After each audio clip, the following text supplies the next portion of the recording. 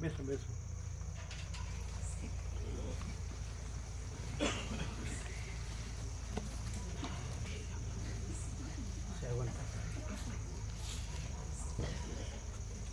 આમાં તો શાક બરાબર.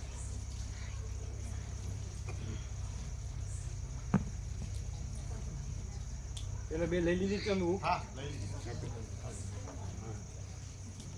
બીજા કોઈ હવે બાકી હોય ને આપજો.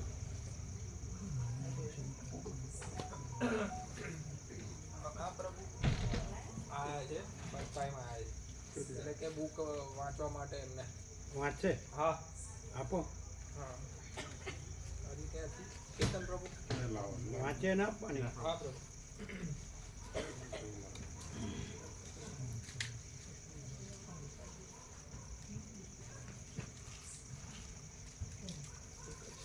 બીજા કોઈ બાકી હોય કે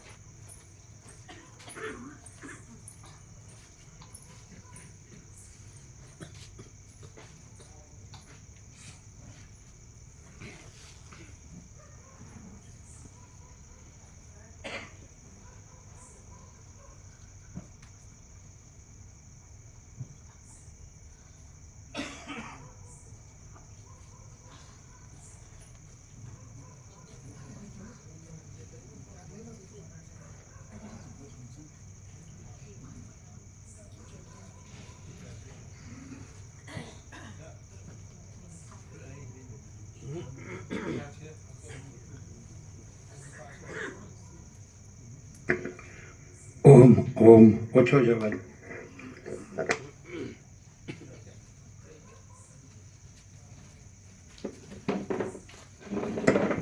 ઓમ ઓમ ઓમ ઓમ. કોન્ટેક્ટ લૂઝ છે.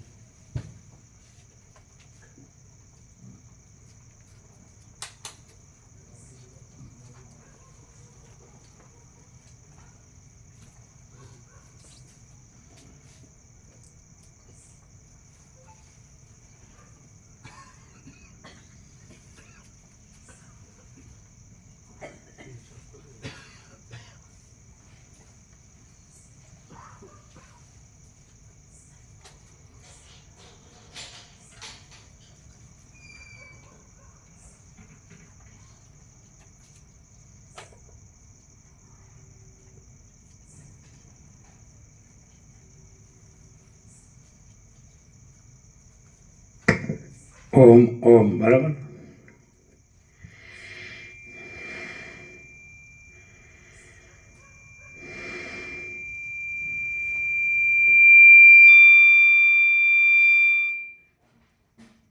ત્યાં ચાલુ નથી ને?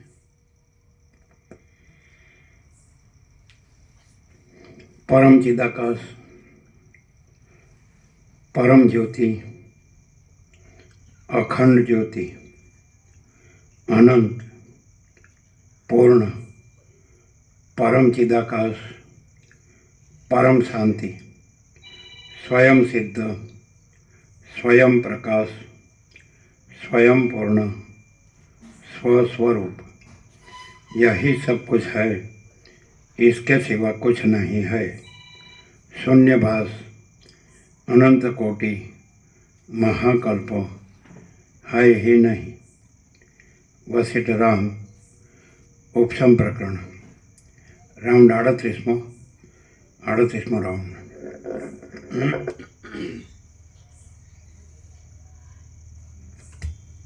आद्य परब्रह्म सद्गुरु देव की जय।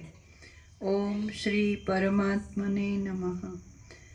सद्ग्रंथों शिरोमणि श्री योग वासिष्ठ महारामायण उपशम प्रकरण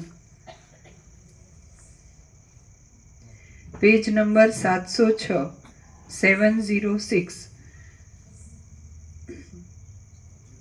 સર્ગ 59મો। સુરઘુ રાજાને વિચારથી આત્મલાભ થયો। આ 59મા સર્ગમાં એકાંતમાં બેસી બહારના તથા અંદરના સર્વ દ્રશ્યોનો ત્યાગ કરતા સુરઘુ રાજાને વિચારથી આત્માનો લાભ થયો એ કથા કહેવામાં આવશે।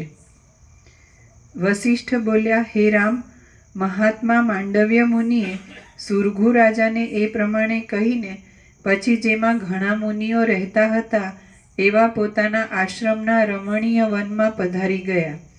માંડવ્ય મુનિ પધારી ગયા પછી સુરઘુ રાજા પવિત્ર એકાંત સ્થળમાં જઈને પોતે પોતાની બુદ્ધિથી નીચે પ્રમાણે વિચાર કરવા લાગ્યો। સુરઘુ બોલ્યો, સ્વગત, હું પોતે કોણ છું? હું મેરુ પર્વત નથી અને મેરુ પર્વત મારો નથી। હું જગત કૌંસમાં ઊંચેના તથા નીચેના લોકો। હું જગત નથી અને જગત મારું નથી। હું પર્વતો નથી અને પર્વતો મારા નથી। હું પૃથ્વી નથી અને પૃથ્વી મારી નથી। હું આ કિરાત દેશ નથી અને આ કિરાત દેશ મારો નથી। સર્વ લોકોની સંમતિથી પટ્ટાભિષેક થતાં હું રાજા છું એવી કલ્પનારૂપ સંકેતને લીધે જ આ દેશ મારો છે। એ સંકેતને હમણાં હું ત્યજી દઉં છું, માટે હું આ દેશ નથી અને આ દેશ મારો નથી। હવે આ નગર અવશેષ રહ્યું તો તેમાં પણ એ સંકેતને ત્યજી દેતા એ જ નિશ્ચય થાય છે। પતાકાઓની તથા બગીચાઓની હારવાળી, નોકર લોકોથી તથા તેઓની વાડીઓથી ભરપૂર અને હાથીઓની, ઘોડાઓની તથા સામંત લોકોની ભીડાભીડવાળી આ નગરી હું નથી અને એ મારી પણ નથી। એક જાતના કલ્પિત સંકેતથી જ સંબંધ પામેલું અને એ સંકેત ત્યજી દેવામાં આવે તો ટળી જનારું આ ભોગોનું મંડળ તથા સ્ત્રી પુત્ર આદિનું મંડળ હું નથી અને એ સઘળું મારું નથી। એ જ પ્રમાણે નોકરો, સેના વાહનો અને અંતઃપુરો જેમાં છે એવું આ રાજ્ય હું નથી અને આ રાજ્ય મારું પણ નથી। આ રાજ્ય છે અને આ રાજા છે ઇત્યાદિ સંકેત તો કેવળ અંધ પરંપરાથી જ થયેલો છે। આ હાથ તથા પગ આદિ અવયવોવાળો દેહ હું છું એમ હું માનું છું તો હવે તરત તેનો પણ મનમાં વિચાર કરી જોઉં। આ દેહમાં કે જે માંસ તથા હાડકાં છે તે હું નથી, કેમ કે એ જળ છે અને હું તો ચેતન છું। જેમ જળ કમળ ઉપર ચોંટી રહેતું નથી તેમ હું અસંગ હોવાને લીધે મારી સાથે એ માંસ તથા હાડકાને કાંઈ સંબંધ નથી। માંસ જળ છે માટે તે હું નથી, રુધિર પણ જળ છે માટે તે પણ હું નથી અને અસ્થિઓ પણ જળ છે માટે તે પણ હું નથી। જેમ માંસ, રુધિર તથા અસ્થિઓ હું નથી તેમ એ મારા પણ નથી। કર્મેન્દ્રિયો મારી પણ નથી। આ દેહમાં જે પદાર્થો છે તેઓ હું નથી જ, કેમ કે હું તો ચેતન છું। હું ભોગો નથી અને ભોગો મારા નથી। જ્ઞાનેન્દ્રિયો પણ જડ છે અને મિથ્યા છે, માટે તેઓ હું નથી અને તેઓ મારી પણ નથી। ચૈતન્ય, હું ચૈતન્ય છું એટલે ચૈતન્ય એટલે એનું લક્ષણ હું ચૈતન્ય છું અને આ જડ છે એટલે આ હું નથી ને આ મારું નથી। તો એ કઈ રીતે એને ચૈતન્ય જળનું કયા ચૈતન્યનું સ્વરૂપ કેવું અને જળનું સ્વરૂપ કેવું? હમ. હમ. ચૈતન્ય જાણનાર છે, ચૈતન્ય છે ને પોતાનાથી જે નથી છે જ નહીં એવું જણાતું.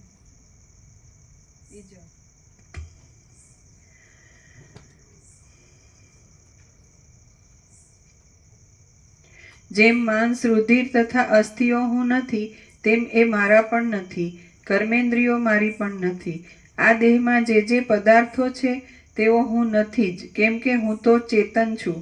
હું ભોગો નથી અને ભોગો મારા નથી. જ્ઞાનેન્દ્રિયો પણ જડ છે અને મિથ્યા છે, માટે તેઓ હું નથી અને તેઓ મારી પણ નથી. આ સંસારરૂપી દોષના મૂળરૂપ જે મન છે તે પણ હું નથી, કેમ કે એ તો જડ છે. બુદ્ધિ અને અહંકાર એ પણ હું નથી અને તેઓ મારા પણ નથી, કેમ કે એ મનથી જ કલ્પાયેલા છે પણ વાસ્તવિક નથી. એ રીતે શરીરથી માંડીને મન, બુદ્ધિ તથા ઇન્દ્રિયો સુધીના આ અસ્થિ સ્થૂળ સૂક્ષ્મ ભૂતોનો સમુદાય હું નથી. હવે જે અવશેષ રહ્યું તેનો વિચાર કરો. અવશેષ તો ચેતન સ્વરૂપ જીવ રહ્યો, પણ તે પ્રમાતા છે, માટે પ્રમાતા, પ્રમાણ તથા પ્રમેય એ નામની ત્રિપુટીની અંદર આવી જાય છે. અને ત્રિપુટી તો સાક્ષીથી જણાય એવી છે, માટે જીવ સ્વયં પ્રકાશ નહીં હોવાને લીધે એ પણ આત્માનું વાસ્તવિક સ્વરૂપ નથી એમ જણાય છે. પેજ નંબર 707, જમણી બાજુ સેજ નીચે. આ પ્રમાણે હું સાક્ષીથી જણાય એવી સઘળી વસ્તુઓનો ત્યાગ કરું છું, કેમ કે માપમાં આવનારી જે વસ્તુઓ છે તે હું નથી. સર્વનો ત્યાગ કરતા તો જ્યાં કોઈ જાતના વિકલ્પ નથી એવું શુદ્ધ ચૈતન્ય અવશેષ રહે છે, માટે તે જ હું છું. આ તો આશ્ચર્ય થયું. મને આત્માની પ્રાપ્તિ થઈ. ઘણા કાળથી યત્ન કરતા કરતા એ યત્ન આજ સફળ થયો. આ હું અંત વિનાના સ્વરૂપવાળો પરમાત્મા છું. પરમાત્માનો અંત હોય જ નહીં. બ્રહ્મામાં, ઇન્દ્રમાં, યમમાં, વાયુમાં અને સર્વ પ્રાણીઓના સમૂહમાં પણ જેમ તંતુ સઘળા મોતીઓમાં પરોવાઈને રહ્યો હોય છે, તેમ એક રૂપે રહેનારો જે પરમાત્મા છે તે હું છું. હું આ નિર્મળ ચૈતન્ય શક્તિ છું કે જે ચૈતન્ય શક્તિ વિષયરૂપી રોગથી રહિત છે, સઘળી દિશાઓમાં ભરપૂર છે અને ભૈરવનો આકાર ધારણ કરવાવાળી છે. તે મનની સઘળી વૃત્તિઓમાં રહેલી છે, સૂક્ષ્મ છે, ઇષ્ટોથી તથા અનિષ્ટોથી રહિત છે, બ્રહ્મલોક સુધીના સઘળા ભુવનોની અંદર રહેલી છે અને સઘળી શક્તિઓની ડાબલી રૂપ છે. તે નિરતિશય આનંદથી ભરપૂર છે, દીવાની જેમ સર્વને પ્રકાશ આપનારી છે. સઘળા બ્રહ્માંડો રૂપી મોતીઓમાં એક રૂપે રહેનારા લાંબા તાંતણા જેવી છે. કલ્પનાથી સઘળા આકારો તથા વિકારોવાળી છે. વાસ્તવિક રીતે સઘળા આકારોથી તથા વિકારોથી રહિત છે. સઘળા પ્રાણીઓના સમૂહપણાને પામેલી છે, સદા સર્વપણાને પામેલી છે અને 14 લોકોના પદાર્થોને પોતાના વિશાળ ઉદરમાં ધરી રહેલી છે. આ જગત સંબંધી જે કલ્પના જોવામાં આવે છે તે સઘળી એ અનુભવરૂપ ચૈતન્ય શક્તિમય જ છે. સુખ દુઃખોની દશાઓ તથા તેથી થતી ગતિઓ મિથ્યા આભાસ માત્ર જ છે. પરમ ચૈતન્યરૂપ જે આત્મા છે તે જ જુદા જુદા આકારથી દેખાય છે, માટે જે કાંઈ છે તે સઘળું એ જ છે. આ મારો આત્મા સર્વમાં વ્યાપક છે અને આ મારી બુદ્ધિનો સાક્ષી પણ એ જ છે. એ જ આત્મા કલ્પનાથી આ શરીરરૂપ થઈને હું રાજા છું એવો ભ્રમ કરતો હતો. મન એ આત્માની જ કૃપાથી દેહરૂપી રથમાં બેસીને સંસારના સમૂહોરૂપી લીલાઓમાં જાય છે, કૂદે છે અને નાચે છે. આ મન તથા શરીર આદિ કાંઈ પણ સાચું નથી. આ મન તથા શરીર આદિ કે જે તુચ્છ છે તે નાશ પામે તો પણ તેમાં મારું કાંઈ નાશ પામતું નથી. ચિંતારૂપી નટોએ ફેલાવેલ આ જગતની જાળરૂપ નાટક આ એક સાક્ષીરૂપી દીવાની શિખાઓથી જ પ્રકાશે છે. હાય હાય, મને પ્રજાના નિગ્રહ તથા અનુગ્રહ કરવા વિશેની ચિંતાઓ વૃથા જ થઈ હતી. નિગ્રહ અને અનુગ્રહ દેહને લઈને જ છે અને દેહ એ તો કાંઈ જ નથી. અહો, હું સમજી ચૂક્યો છું. મારી દુષ્ટ આસક્તિઓ ચાલી ગઈ. જોવાનું હતું તે સંપૂર્ણ રીતે જોવાઈ ચૂક્યું, અને જે પામવાનું હતું તે સંપૂર્ણ રીતે પમાઈ ચૂક્યું. જગતમાં જે કાંઈ આ દ્રશ્ય જોવામાં આવે છે તેમાંનું કાંઈ પણ અબાધિત છે જ નહીં. માયાથી જીવપણારૂપી ભ્રમ, એ ભ્રમથી થયેલો લિંગ શરીરરૂપી ભ્રમ, અને એ ભ્રમથી થયેલો બાહ્ય વસ્તુઓ હોવાનો ભ્રમ, અને એ ભ્રમથી થયેલો જાગ્રત તથા સ્વપ્નરૂપી ભ્રમ, એ વિના જગતનું સ્વરૂપ બીજું કાંઈ નથી. નિગ્રહ તથા અનુગ્રહ અને તેથી થતા શોક તથા હર્ષ ક્યાં ગયા? કેવા હતા? શામાં રહ્યા હતા? અને શારૂપ હતા? એ વિશેનો હવે કાંઈ પત્તો પણ મળતો નથી. સુખ પણ શું છે અને દુઃખ પણ શું છે? કાંઈ જ નથી. જે આ સઘળું છે તે વ્યાપક બ્રહ્મ જ છે. હું તો વૃથા જ મૂઢ થઈ ગયો હતો. હવે હું મોહથી પર થયો છું. એ સારું થયું.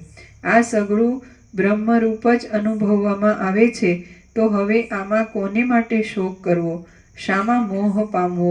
શું જોવું? શું કરવું? ક્યાં રહેવું અને ક્યાં જવું? શોક, મોહ, જોવું, કરવું, રહેવું કે જવું એનો સંભવ જ નથી. આ તો અલૌકિક ચમત્કારવાળું ચૈતન્યરૂપી આકાશ જ આ બ્રહ્માંડ રૂપે દેખાય છે. હે સઘળા પંચભૂત આદિ તત્વોથી રહિત આત્મા, હું તને વારંવાર પ્રણામ કરું છું. હે સુંદર, તું ભલે જોવામાં આવ્યો. અહો, હું જાગ્રત થયો છું. જે મેં જાણ્યું તે સંપૂર્ણ અને બરાબર જાણ્યું છે. હું કે જે અંત વિનાનો છું અને યથાર્થ જ્ઞાનથી જ પ્રકટ થયો છું, તેને પ્રણામ કરું છું. આસક્તિ વિનાનો હોવાને લીધે વિષયોથી રહિત સ્થિતિવાળો અને સુષુપ્તિવાળાની જેમ ઉપાધિઓથી મુક્ત થઈને સ્થિર થયેલો છું. માટે સંસારના ભ્રમથી રહિત હોવાને લીધે જગતના અધ્યારોપરૂપી કલંક જ નથી એવા આત્મામાં જ ભરપૂરપણાથી રહ્યો છું. હવે કદી પણ મને વિષમતા થાય એમ નથી. શ્રી યોગ વાસિષ્ઠ મહારામાયણમાં ઉપશમ પ્રકરણનો સુરઘુ વિશ્રાંતિ નામનો સર્ગ 59મો સમાપ્ત. સર્ગ 60મો. સુરઘુ રાજાએ દેહ પડતા સુધી કરેલું નિસંગ આચરણ. આ 60મા સર્ગમાં જીવન મુક્તિપણાને લીધે સુરઘુ રાજાનું દેહ પડવા સુધી નિસંગ આચરણ અને દેહ પડી ગયા પછી આકાશની પેઠે સ્થિતિ એ કથા કહેવામાં આવશે. વસિષ્ઠ બોલ્યા, હે રામ, જેમ આ વિશ્વામિત્ર તપ કરવા રૂપી દ્રઢ ઉદ્યોગને લીધે બ્રાહ્મણપણું પામ્યા છે, તેમ એ હેમજટ નામના ભીલ લોકોનો રાજા સુરઘુ વિવેકરૂપી દ્રઢ ઉદ્યોગને લીધે સર્વોત્તમ પરમપદને પ્રાપ્ત થયો. જેમ સૂર્ય વારંવાર થતી દિવસોની પંક્તિઓ સાથે કંઈ સંબંધ રાખતો નથી, તેમ એ રાજા વારંવાર થતી અને જેનું પરિણામ દુઃખ જ છે એવી સંસાર સંબંધી ક્રિયાઓમાં આસક્તિ રાખતો નહોતો. જેમ નદીના મધ્યમાં રહેલો પર્વત નદીનું ગમે તેવું પૂર આવવા છતાં પણ કંપથી રહિત જ રહે છે, તેમ એ રાજા ત્યારથી રાજ્ય સંબંધી સમ વિષમ કાર્યોમાં પડવા છતાં પણ સર્વદા સંતાપથી રહિત જ રહ્યો. એ રાજા દરરોજ નિયમિત કાર્યો કરતો હતો, તે છતાં પણ હર્ષથી તથા ક્રોધથી રહિત રહેવાને લીધે અને ઉદાર તથા ગંભીર સ્વરૂપવાળો હોવાને લીધે સમુદ્રની જેમ શોભવા લાગ્યો. જેમ દીવો કંપ વિનાની અને પ્રકાશવાળી શિખાથી શોભે છે, તેમ એ રાજા સુષુપ્તિ અવસ્થામાં ચિત્તવૃત્તિ જેવી નિશ્ચળ રહે છે તેવી નિશ્ચળ રહેનારી અને આત્મારૂપી પ્રકાશવાળી પોતાની ચિત્તવૃત્તિથી શોભવા લાગ્યો. એ રાજા નિર્દય, દયાળુ, સુખ દુઃખો આદિ દ્વંદ્વોવાળો. એ રાજા નિર્દય, દયાળુ, સુખ દુઃખો આદિ દ્વંદ્વોવાળો, મત્સરવાળો, આસ્તિક નાસ્તિક, વિષયોના ગ્રહણવાળો અને વિષયોના ત્યાગવાળો પણ ન રહ્યો.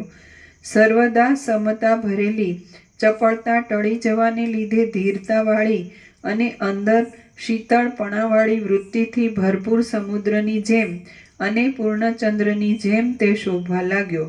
સઘળું જગત ચૈતન્ય તત્વમાં થયેલી એક જાતની કલ્પનારૂપ છે એવો નિશ્ચય હોવાને લીધે સુખ દુઃખોથી રહિત થયેલી એ રાજાની પૂર્ણ બુદ્ધિ અત્યંત શોભવા લાગી. તત્વને સમજેલો અને ચૈતન્યમાં એકતા પામેલો હોવાને લીધે પૂર્ણ થયેલો એ રાજા વિલાસ કરતા, રાજ્યના સુખ ભોગવતા, ઊભા રહેતા, ચાલતા, બેસતા અને સૂતા પણ નિર્વિકલ્પ સમાધિમાં રહેલા જેવો રહેવા લાગ્યો. કોઈ જાતની આસક્તિ નહીં રાખતા રાજ્ય કરતો એ કમળ સરખા નેત્રોવાળો સુરગુ રાજા સેંકડો વર્ષો સુધી જીવતો રહ્યો અને તેટલા કાળમાં તેને કોઈ રોગ પણ થયો નહીં. પછી જેમ સૂર્યના તેજથી દબાયેલો હિમનો કણ પોતાના રૂપને ત્યજી દે છે, તેમ એ રાજાએ પોતાનો દેહ નામનો એ વેશ ત્યજી દીધો. જેમ નદીઓનું જળ પૂર્ણ સમુદ્રમાં પ્રવેશ કરે છે, તેમ એ રાજા એ પરબ્રહ્મના સાક્ષાત્કારને લીધે પરબ્રહ્મમાં જ પ્રવેશ કર્યો કે જે પરબ્રહ્મ જગતના સૃષ્ટિ પ્રલયોનું અધિષ્ઠાન છે અને કારણોના પણ કારણરૂપ છે. નિર્મળ અને સ્વયં પ્રકાશ સર્વોત્તમ સ્વરૂપ જાણવામાં આવવાને લીધે શોકથી રહિત થયેલો અને જન્મ આદિ વિકારોથી રહિત દશાને પ્રાપ્ત થયેલો એ મહાત્મા રાજા જેમ ઘડો ફૂટી જતા ઘટાકાશ મહાકાશની સાથે એક રસ થઈ જાય છે, તેમ સ્થૂળ, સૂક્ષ્મ અને કારણ એ ત્રણેય શરીરનો ભંગ થતા પરબ્રહ્મની સાથે એક રસ થઈ ગયો. શ્રી યોગ વાસિષ્ઠ મહારામાયણમાં ઉપશમ પ્રકરણનો સુરગુ નિર્વાણ નામનો સર્ગ 60મો સમાપ્ત.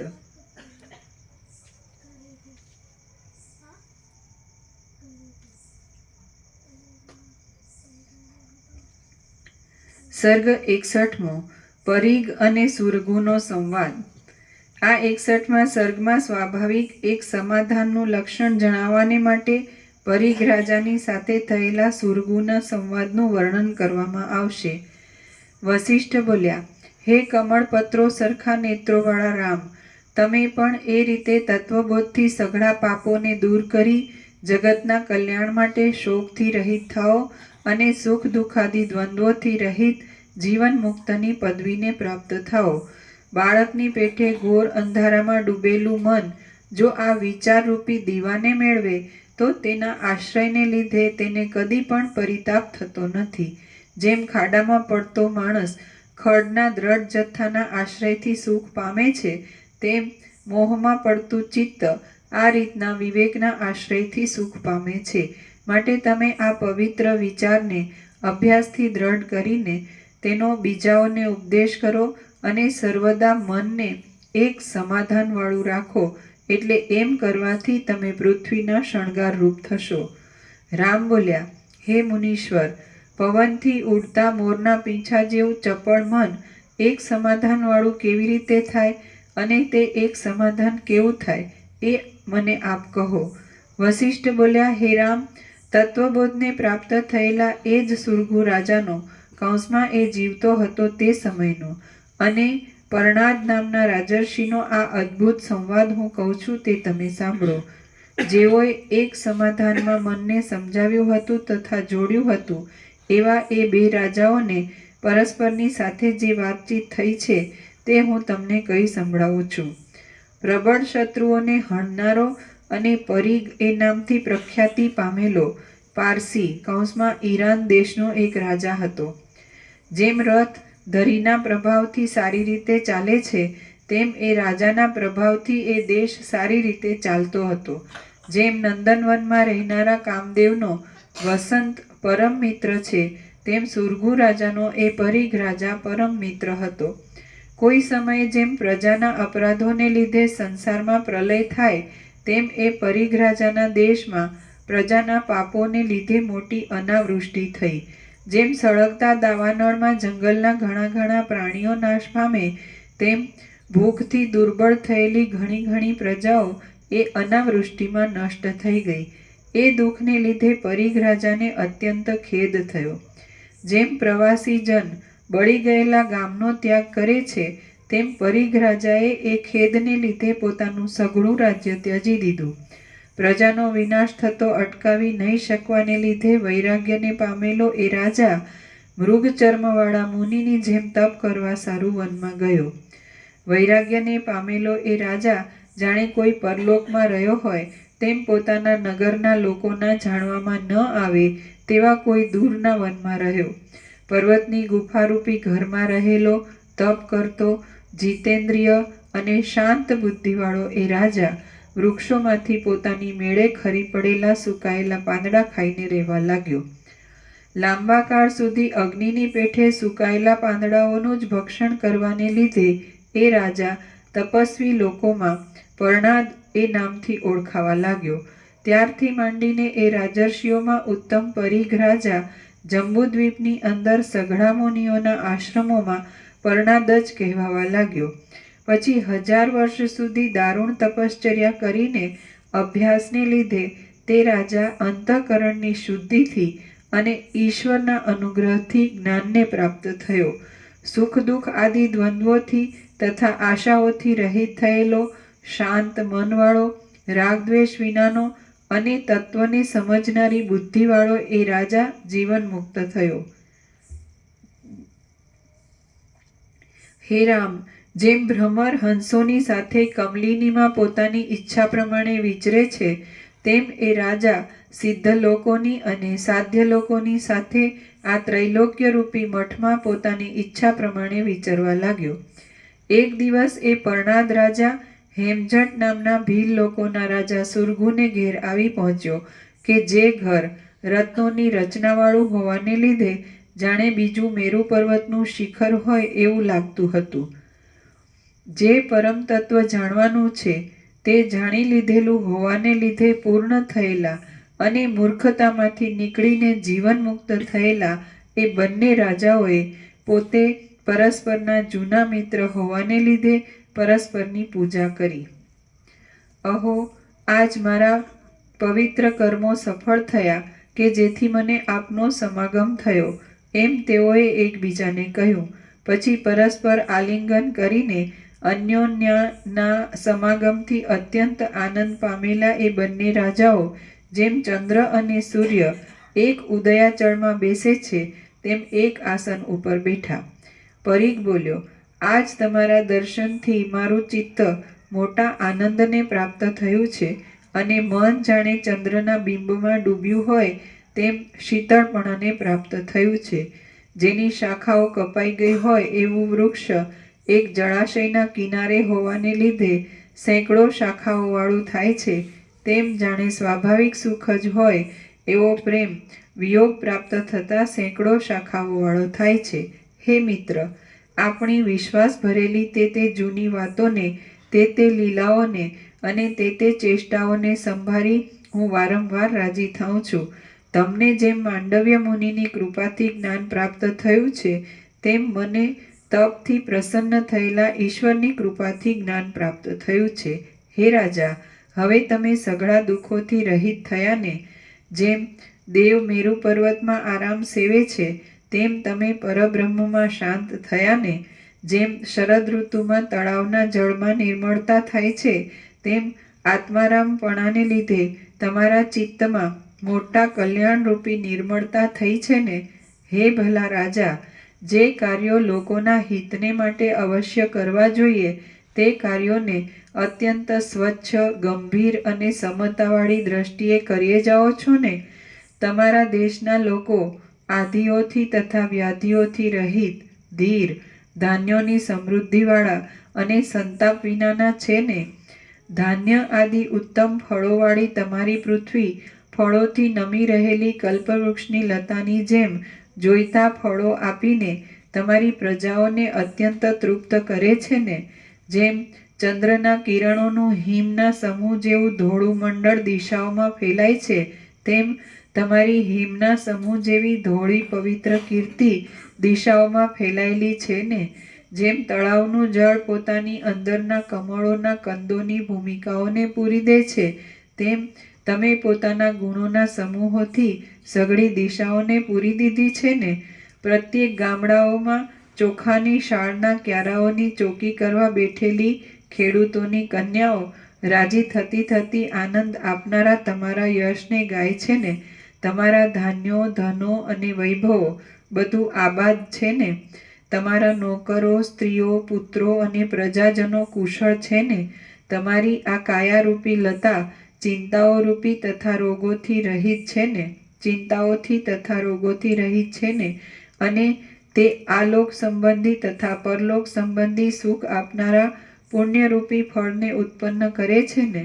વિષયોરૂપી સર્પો કે જેઓ ઉપરથી સારા લાગે એવા છે પણ પરિણામે અત્યંત શત્રુતા કરે એવા છે, તેઓમાં તમારું મન વૈરાગ્ય રાખીને વર્તે છે ને? અહો, જેમ કાળ વસંતને અને પર્વતના તટને ભેગા કરી દે છે, તેમ આપણે બે કે જેઓ ઘણા દિવસો થયા જુદા પડી ગયા હતા, તેઓને કાળે આજ ફરી ભેગા કરી દીધા છે. હે મિત્ર, જગતમાં લોકોના સંયોગોથી તથા વિયોગોથી થતા સુખ દુઃખોની દશાઓ કોઈ એવી નથી કે જેઓ જીવતા માણસોના જોવામાં ન આવે. આપણે પણ એવા પ્રકારની લાંબી દશાઓને લીધે જુદા પડી ગયા હતા. તેઓ આજ ફરી ભેગા થયા છીએ. પ્રાણીઓના કર્મોને અનુસરનારી ઈશ્વરની ઈચ્છાનો વિલાસ અદ્ભુત છે. સુરગુ બોલ્યો, હે મહારાજ, પ્રાણીઓના કર્મોને અનુસરનારી ઈશ્વરની ઈચ્છાની ગતિ કે જે સર્પની ગતિની જેમ બહુ જ ગુપ્ત, ગંભીર અને વિસ્મય આપનારી છે, તેને કોણ જાણી શકે? ઈશ્વરે તમને અને મને દૂર દેશોમાં ને પ્રથમથી જાણવામાં ન આવે એવી દશાઓમાં જુદા કરી નાખીને આજ ફરી ભેગા કરી દીધા છે. અહો, ઈશ્વરને શું અસાધ્ય છે? કશું અસાધ્ય નથી. હે મહાધૈર્યવાળા, અમે અહીં ક્ષેમ કુશળથી રહ્યા છીએ અને આજ તમારા પધારવારૂપી પુણ્યે અમને અત્યંત પવિત્ર કર્યા છે. જુઓ, તમારા પધારવાથી જેઓના પાપો ક્ષીણ થઈ ગયા છે એવા લોકોના પુણ્યરૂપી વૃક્ષો એવા તો ફળીભૂત થયા છે કે જેઓથી અમે સઘળી વ્યાકુળતાથી રહિત અને કૃતાર્થ થયેલા છીએ. હે રાજર્ષિ, અમારા નગરમાં રહેલી સંપત્તિઓ આજ તમારા પધારવાથી ખીલી ઉઠી છે.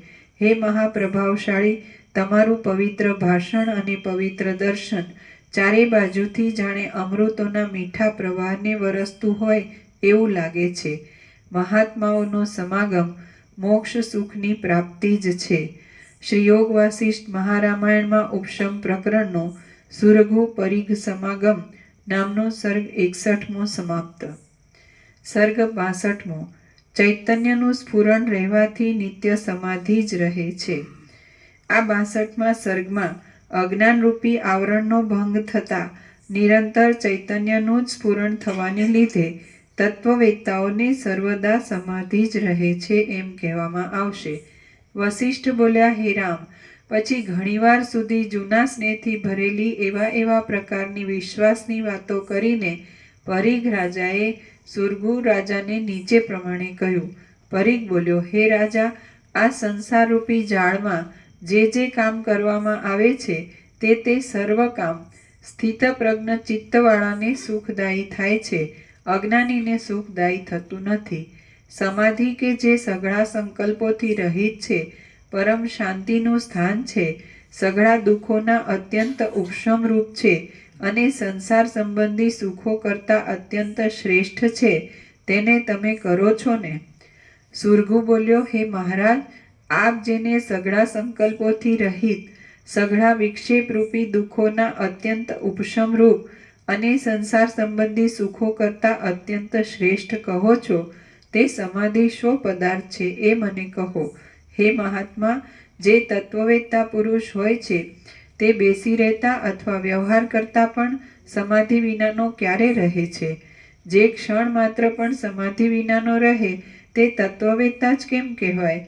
જેઓ નિત્ય જ્ઞાનયુક્ત ચિત્તવાળા અને આત્મતત્વમાં નિષ્ઠાવાળા હોય છે, તેઓ ભલે જગતની ક્રિયાઓ કરતા હોય તો પણ સમાધિવાળા જ છે.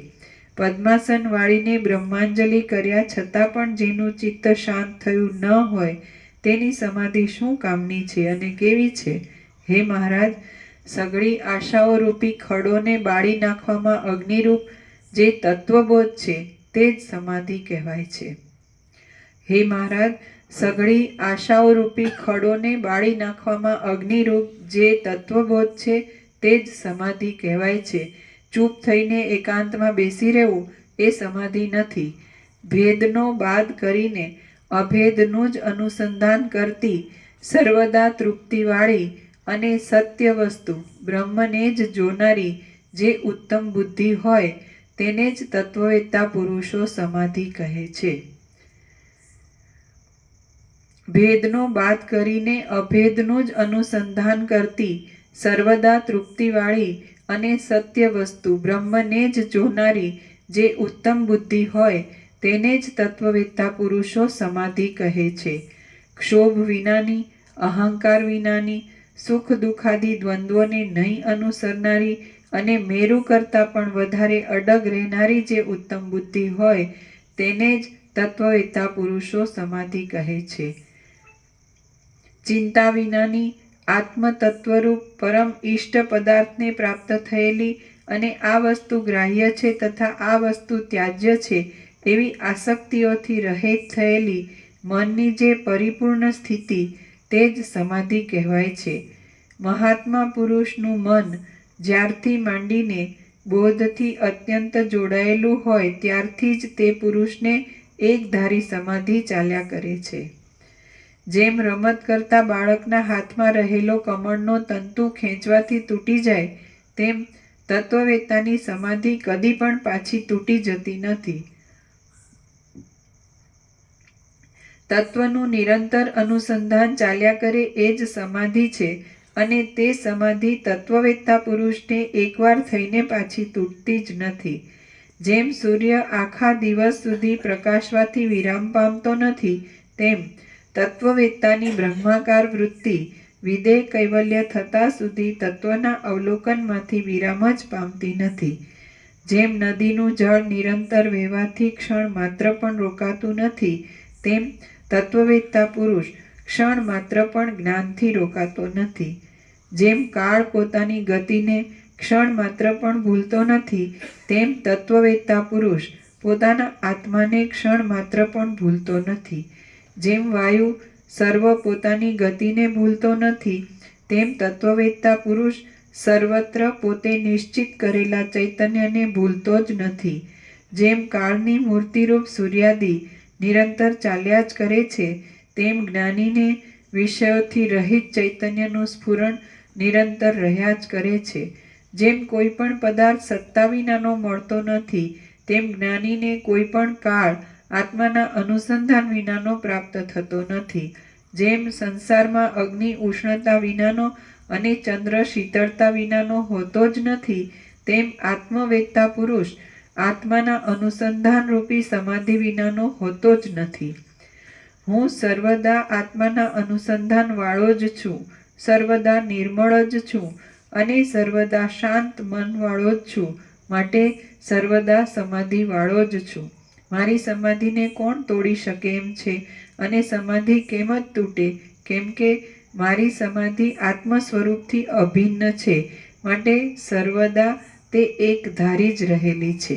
હે રાજર્ષિ, માટે મારું મન કદી પણ સમાધિ વિનાનું રહેતું નથી.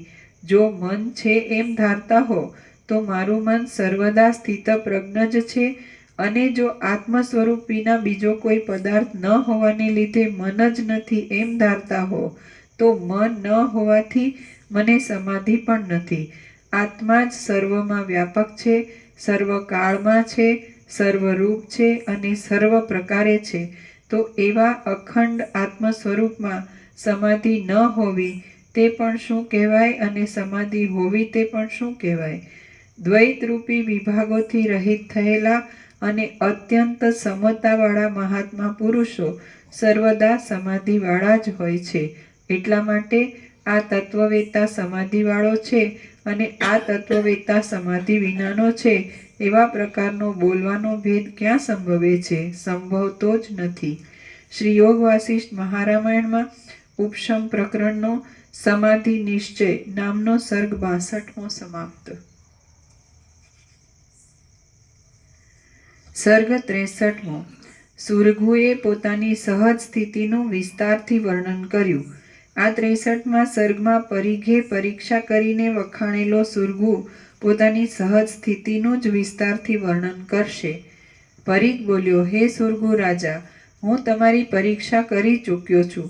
તમે પરમ પદને પામી ચૂક્યા છો ને તમે અત્યંત શીતળ અંતઃકરણવાળા હોવાને લીધે પૂર્ણ ચંદ્રની જેમ શોભો છો.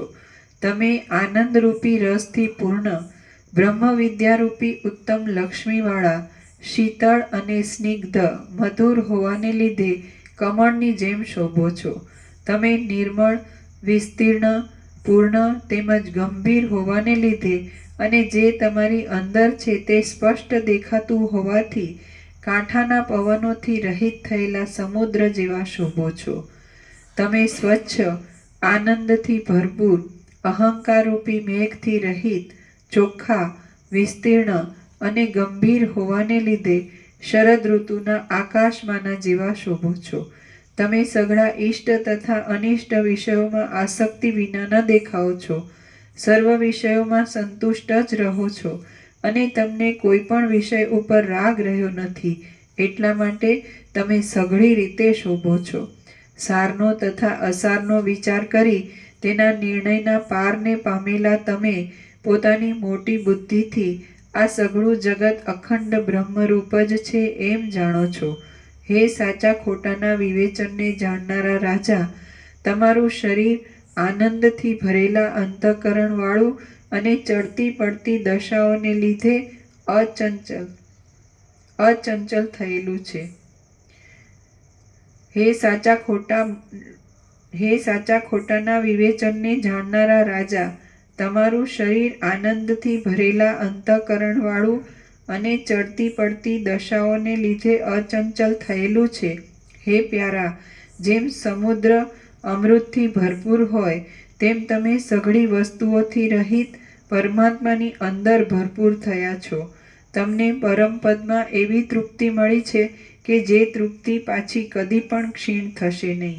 સુરગુ બોલ્યો, હે મુનિ, જેને આપણે ગ્રહણ કરવા યોગ્ય માનીએ એવી કોઈ વસ્તુ જ નથી. જે કાંઈ આ દ્રશ્ય જોવામાં આવે છે તે સઘળું કાંઈ જ નથી, મિથ્યા જ છે. કોઈ પદાર્થ ગ્રહણ કરવા યોગ્ય નહીં હોવાને લીધે કોઈ પદાર્થ ત્યાગ કરવા યોગ્ય નથી. જેનું ગ્રહણ કરવામાં આવે તેનો જ ત્યાગ કરી શકાય. આપણે કોઈનું પણ ગ્રહણ કર્યું નથી, માટે આપણાથી ત્યાગ કરવા યોગ્ય પણ શું કહી શકાય? જે પદાર્થ એક કાળમાં તુચ્છ ભાસે છે તે જ પદાર્થ બીજા કાળમાં તુચ્છ લાગતો નથી, અને જે પદાર્થ એક કાળમાં તુચ્છ લાગતો નથી તે જ પદાર્થ બીજા કાળમાં તુચ્છ ભાસે છે. તો એ રીતે સંસાર સંબંધી સઘળા પદાર્થોના સારા નરસાપણાનું ઠેકાણું નહીં હોવાને લીધે પદાર્થોને સારા નરસા ગણવારૂપી મારા મનની સ્થિતિઓ ઘણા કાળથી ક્ષીણ થઈ ગઈ છે. સારો લાગતો પદાર્થ દેશકાળને લીધે પાછો નરસો લાગે છે અને નરસો લાગતો પદાર્થ દેશકાળને લીધે પાછો સારો પણ લાગે છે. માટે સમજુ પુરુષે કોઈ પદાર્થની નિંદા કે સ્તુતિ કરવી જ નહીં. લોકમાં જે નિંદા કે સ્તુતિ થાય છે તે રાગથી જ થાય છે, અને રાગ એ ઈચ્છા જ છે. સારી બુદ્ધિવાળો તત્વવેત્તા પુરુષ તો સર્વથી ઉત્કૃષ્ટ એક પરબ્રહ્મરૂપી વસ્તુમાં જ રાગ ધરાવે છે. માટે તે બીજા સઘળા પદાર્થોની ઈચ્છા વિનાનો હોવાને લીધે કયા પદાર્થની નિંદા કરે કે કયા પદાર્થની સ્તુતિ કરે? ત્રૈલોક્યમાં સ્ત્રીઓ, પર્વતો, સમુદ્રો, વનરાજીઓ અને સઘળા પ્રાણીઓ સાચાપણાથી રહિત જ છે. માટે વાસ્તવિક રીતે જોતા સંસારમાં કોઈ સાર જ નથી. માંસ, હાડકાં, લાકડા, માટી અને પથરાથી ગોઠવાયેલા વિચાર માત્રથી જ નષ્ટ થઈ જાય એવા અને જેમાં કોઈ પણ પદાર્થ ઈચ્છવા યોગ્ય નથી એવા શૂન્ય જગતમાં કયા પદાર્થની ઈચ્છા થાય? જેમ દિવસની શોભા ટળી જતા પ્રકાશ અને તડકો એ બંનેનો નાશ થાય છે, તેમ ઈચ્છા ટળી જાય તો રાગ અને દ્વેષ એ બંનેનો નાશ થાય છે. અત્યંત લાંબી વાતો કરવાનું કાંઈ પ્રયોજન નથી.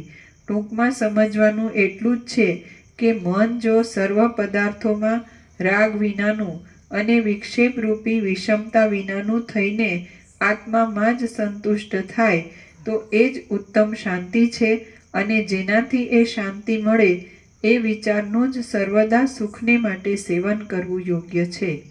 શ્રી યોગ વાસિષ્ઠ મહારામાયણમાં ઉપશમ પ્રકરણનો સુરગુ પરિઘ નિશ્ચય નામનો સર્ગ 63મો સમાપ્ત. સર્ગ 64મો સાંસારિક દુઃખોથી મુક્ત થવાના ઉપાયો. આ 64મા સર્ગમાં જે ઉપાયોથી મનના દોષો અડચણ ન કરે અને સંસારરૂપી દુઃખમાંથી આત્માનો ઉદ્ધાર થાય તે ઉપાયો કહેવામાં આવશે.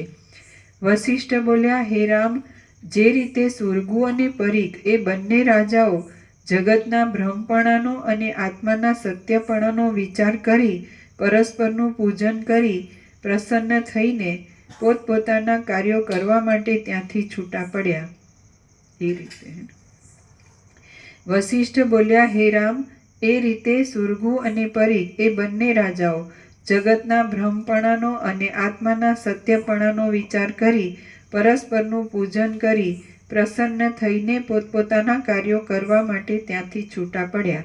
આ પરમ જ્ઞાન આપનારો એ બે રાજાઓનો સંવાદ કે જે આત્માનું નિરંતર અનુસંધાન રાખવું એ જ મનનું એક સમાધાન છે અને તે વૈરાગ્ય આદિ સાધનોથી થાય છે એમ જણાવનારો છે તે તમારા સાંભળવામાં આવ્યો. તો હવે આ વિષયનું જ મનન કરીને અને જ્ઞાનની દ્રઢતાને તમે સ્પષ્ટ રીતે આત્મામાં અને જ્ઞાનની દ્રઢતા કરીને તમે સ્પષ્ટ રીતે આત્મામાં શાંત થાઓ.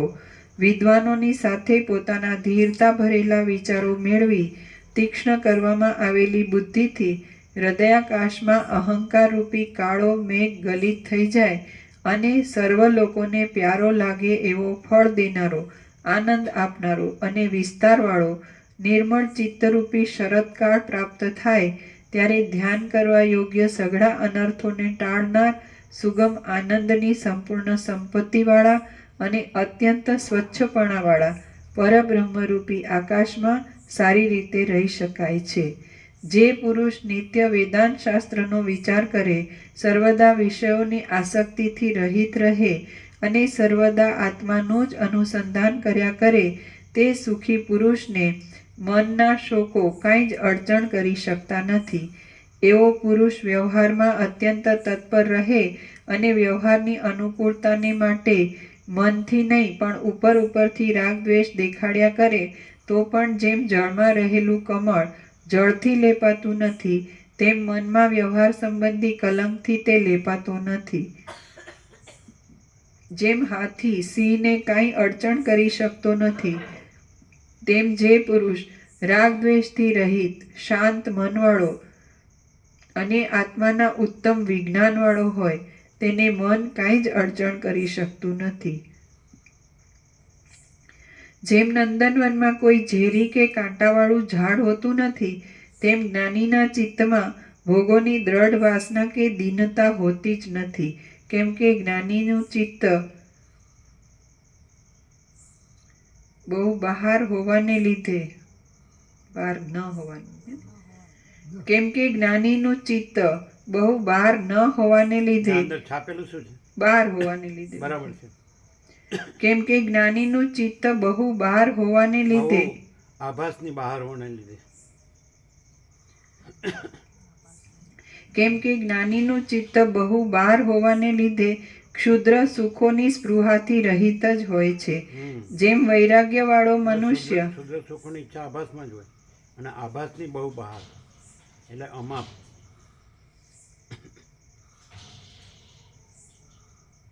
નહીં ખ્યાલ આવ્યો. આભાસની બહાર આ આભાસ છે અને આભાસની બહાર છે.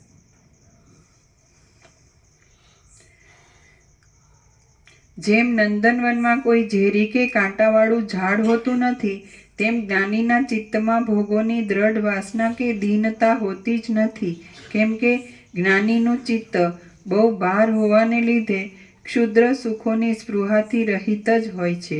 જેમ વૈરાગ્યવાળો મનુષ્ય પોતાની સ્ત્રીનું મરણ થતાં પણ દુઃખ ધરતો નથી તેમ જેણે આ સઘળું જગત ભ્રાંતિરૂપ જ છે એમ જાણ્યું હોય તે ચિત્ત દુઃખી થતું જ નથી.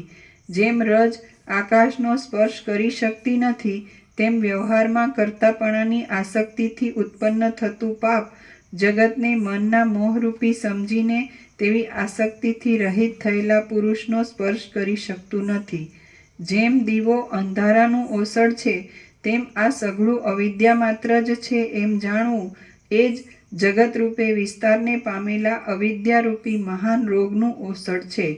જ્યારે આ સ્વપ્ન છે એમ જાણવામાં આવે ત્યારે જ જેમ સ્વપ્ન નાશ પામે છે, તેમ જ્યારે આ અવિદ્યા છે એમ જાણવામાં આવે ત્યારે જ અવિદ્યાનો પૂરો નાશ થઈ જાય છે. જેમ માછલાનું નેત્ર પાણીમાં રહેવા છતાં પણ પાણીથી લેપાતું નથી, તેમ અંદર વિષયોમાં આસક્તિથી રહિત અને આત્માના અનુસંધાનમાં લાગેલી બુદ્ધિવાળો તત્વવેત્તા પુરુષ વ્યવહારમાં તત્પર રહેતા છતાં પણ પાપથી લેપાતો નથી. જ્યારે ચૈતન્યના જ્ઞાનરૂપી મોટો પ્રકાશ પ્રાપ્ત થાય ત્યારે પુરુષની અજ્ઞાનરૂપી રાત્રિ નાશ પામી જાય છે અને બુદ્ધિ પરમ આનંદને પ્રાપ્ત થઈને અત્યંત શોભે છે. અજ્ઞાનરૂપી નિદ્રા શાંત થઈ જતા શાસ્ત્રરૂપી સૂર્યે જગાડેલો પુરુષ એવા જાગ્રતપણાને પ્રાપ્ત થાય છે કે જે જાગ્રતપણું થયા પછી ફરી અજ્ઞાનરૂપી નિદ્રા આવતી જ નથી. જે દિવસોમાં અને જે ક્રિયાઓના ક્રમોમાં આત્મારૂપી ચંદ્રથી ઉદય પામેલી ચૈતન્યપણારૂપી ચાંદની હૃદયરૂપી આકાશમાં પ્રકાશિત થાય તે દિવસો જ જીવનની સફળતા કરનારા છે અને ક્રિયાઓના તે ક્રમો જ આનંદ ભરેલા છે એમ સમજવું. જેમ ચંદ્ર પોતાના અમૃતથી પોતાની અંદર શીતળ રહે છે, તેમ મોહમાંથી નીકળેલો માણસ નિરંતર આત્માના ચિંતવનથી પોતાના મનમાં શીતળ રહે છે. જે મિત્રોથી, જે શાસ્ત્રોથી અને જે દિવસોથી વૈરાગ્યના આનંદવાળા આત્મબોધનો સ્પષ્ટ ઉદય થાય તે મિત્રો, તે શાસ્ત્રો અને તે દિવસો જ ઉત્તમ છે એમ સમજવું. જેના પાપો ક્ષીણ ન થયા હોય તેને આત્માના અવલોકનમાં ઉપેક્ષા, અનાદર થાય છે અને જેને આત્માના અવલોકનમાં ઉપેક્ષા હોય તે લોકો રાંક જ રહે છે તથા જન્મરૂપી જંગલની સ્ત્રી પુત્રાદિ લતાઓનો લાંબા કાળ સુધી શોક કર્યા કરે છે. હે રામ, આ સંસારરૂપી અરણ્યમાં ફરનારો જીવરૂપી બળદ કે જે સેંકડો આશાઓરૂપી પાશોથી બંધાયેલો છે, ભોગોરૂપી તરણાઓની અત્યંત લાલચ રાખ્યા કરે છે, અનાદિકાળથી જરાથી જર્જરિત થયેલો છે, શોકરૂપી નિશાસાથી દુઃખી થયા કરે છે, દુઃખોરૂપી મોટા બોજાને ઉપાડનાર છે, જન્મરૂપી જંગલમાં ફરનાર છે, નીચ કર્મોરૂપી કાદવથી ખરડાયેલો છે, મોહરૂપી જળાશયના કાદવમાં ખૂંચી ગયો છે, જેને રાગોરૂપી ડાંસોનો સમૂહ કરડ્યા કરે છે, તૃષ્ણારૂપી દોરડાઓથી જે ખેંચાયા કરે છે, મનરૂપી કંજૂસ વાણિયાને પનારે પડેલો છે, બંધુઓરૂપી બંધનોથી બંધાયેલો હોવાને લીધે મોહરૂપી જળાશયના કાદવમાંથી નીકળી શકતો નથી, પુત્રોરૂપી તથા કન્યાઓરૂપી છાણના જૂના ગંધાતા કાદવમાં ખૂંચી જનાર છે, થાકી રહેલો છે, શાંતિથી રહિત છે, સંસારના લાંબા લાંબા પંથ કાપીને થાકી ગયો છે, વારંવાર જવા આવવાના ફેરાઓથી દુબળો થયેલો છે, પ્રચંડ તાપથી તપી રહેલો છે, જેને બ્રહ્મવિદ્યારૂપી શીતળ છાયા મળતી નથી, જે દેખી તો તેજસ્વી લાગે છે પણ અંદર રાખ થઈ ગયો છે, ઇન્દ્રિયોરૂપી કસાઈઓએ દબાવેલો છે, કર્મોરૂપી ઘંટાઓના શબ્દોથી ભડક્યા કરે છે, પાપોરૂપી ધોકાઓનો માર ખાધા કરે છે, જન્મ મરણરૂપી બે પૈડાઓથી ચાલતા સંસારરૂપી ગાડાની ધૂંસરીને તાણનાર છે, અજ્ઞાનરૂપી વિકટ વનમાં લોટી લોટીને મોટા ભાઠાવાળો થઈ ગયો છે, પોતાના પહેલાં કરેલા પાપોરૂપી અનર્થમાં સર્વદા ડૂબેલો જ રહે છે, દુઃખી થયા કરે છે, નિરુપાય છે, કર્મોના ફળોરૂપી બોજો માથે પડવાથી શરીરમાં ખેદ પામ્યા કરે છે અને રોગાદિની પીડાઓને લીધે દયામણી ચીસો નાખ્યા કરે છે, તેને લાંબા કાળના વૈરાગ્ય આદિ યત્નોથી અને જ્ઞાનરૂપી બળથી મોહરૂપી જળાશયના કાદવમાંથી કાઢવો જોઈએ.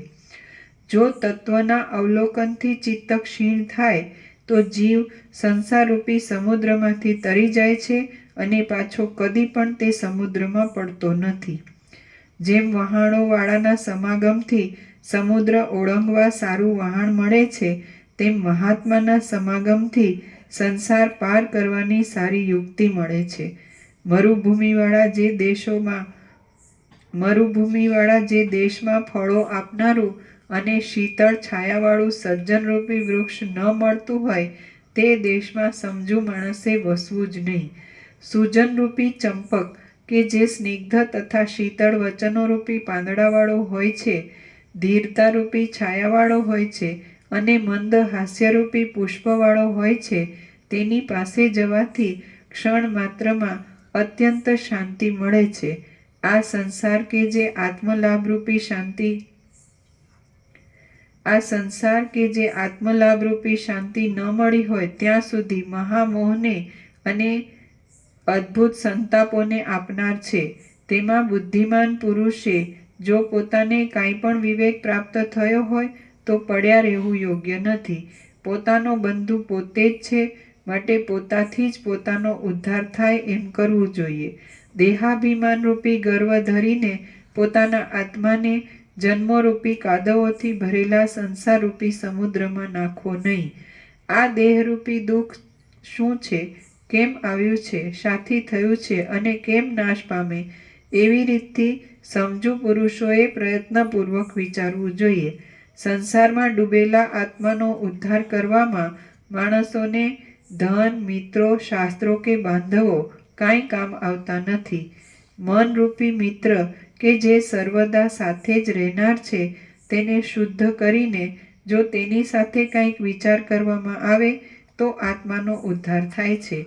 વૈરાગ્ય તથા અભ્યાસરૂપી યત્નોને સાથે રાખી પોતાનો વિચાર કરવાથી ઉત્પન્ન થયેલા તત્વાવલોકન આત્માનું અવલોકન રૂપી વહાણથી સંસારરૂપી સમુદ્ર તરાય છે.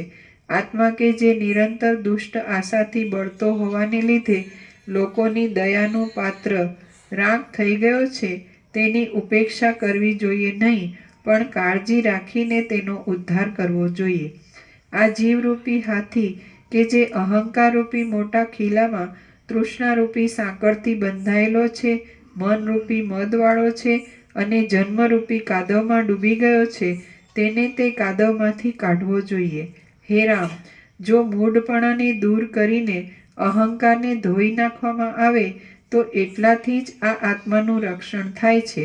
જો મન વડે રચાયેલી આસક્તિરૂપ જાળને ફેંકી દઈ અહંકારને કાપી નાખવામાં આવે તો એટલાથી જ આત્માના શોધનનો માર્ગ અત્યંત સ્પષ્ટ દેખાય છે.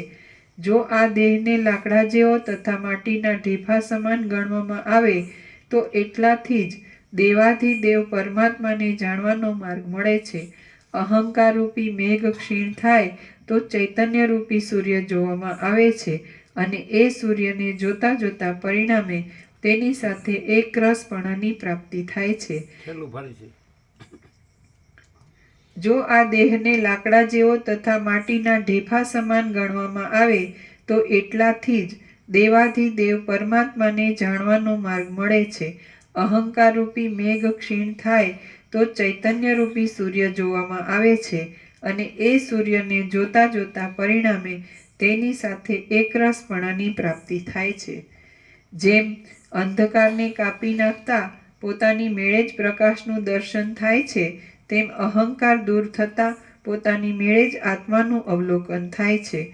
અહંકાર ક્ષીણ થતાં નિરતિશય આનંદમાં શાંતિ મળવાથી જે નિર્વિકલ્પ અવસ્થા પ્રકટ થાય છે તે ભરપૂર સ્થિતિવાળી છે અને તેનું જ પ્રયત્નથી સેવન કરવું યોગ્ય છે.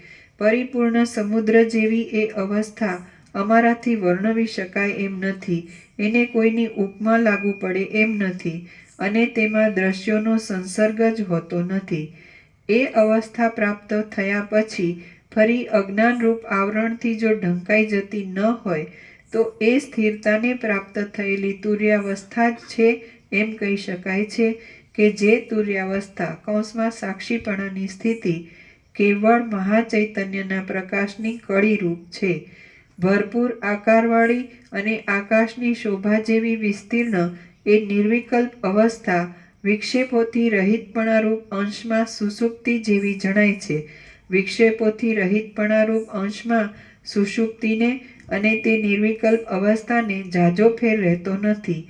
મનનો તથા અહંકારનો લય થતા વિચારથી પોતાની મેળે સિદ્ધ થનારી સઘળા પદાર્થોની અંદર વ્યાપેલી અને પરમ આનંદથી ભરેલી એ બ્રહ્માત્મકપણારૂપી નિર્વિકલ્પ અવસ્થા વચનથી વર્ણવી શકાય એમ નથી, કેવળ હૃદયમાં જ અનુભવમાં આવે છે, અને તેની નકલ જોઈતી હોય તો સુષુપ્તિ છે.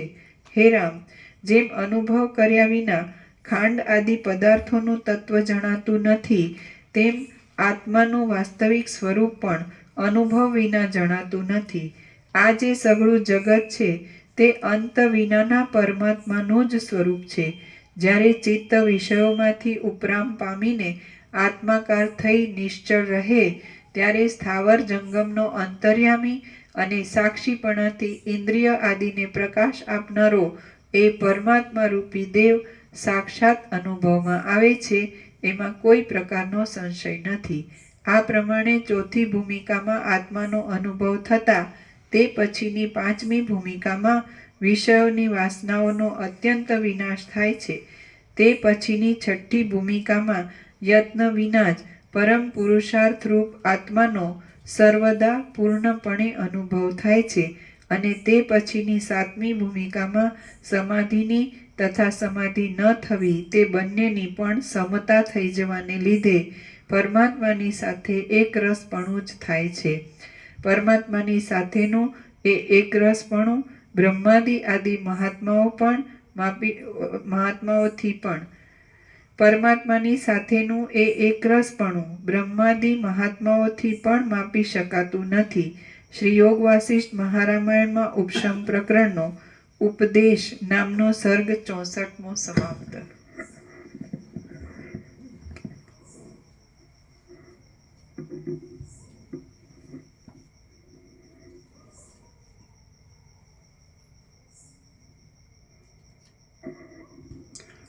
સીધે સીધું ડાયરેક્ટ જો માણસ સરળ હૃદયનો હોય તો સીધે સીધું અનુભવી શકે છે કે વાસ્તવમાં આ જે કંઈ છે એ સઘળું કેવળ અનંત ચૈતન્ય પ્રકાશ પરમાત્મા છે.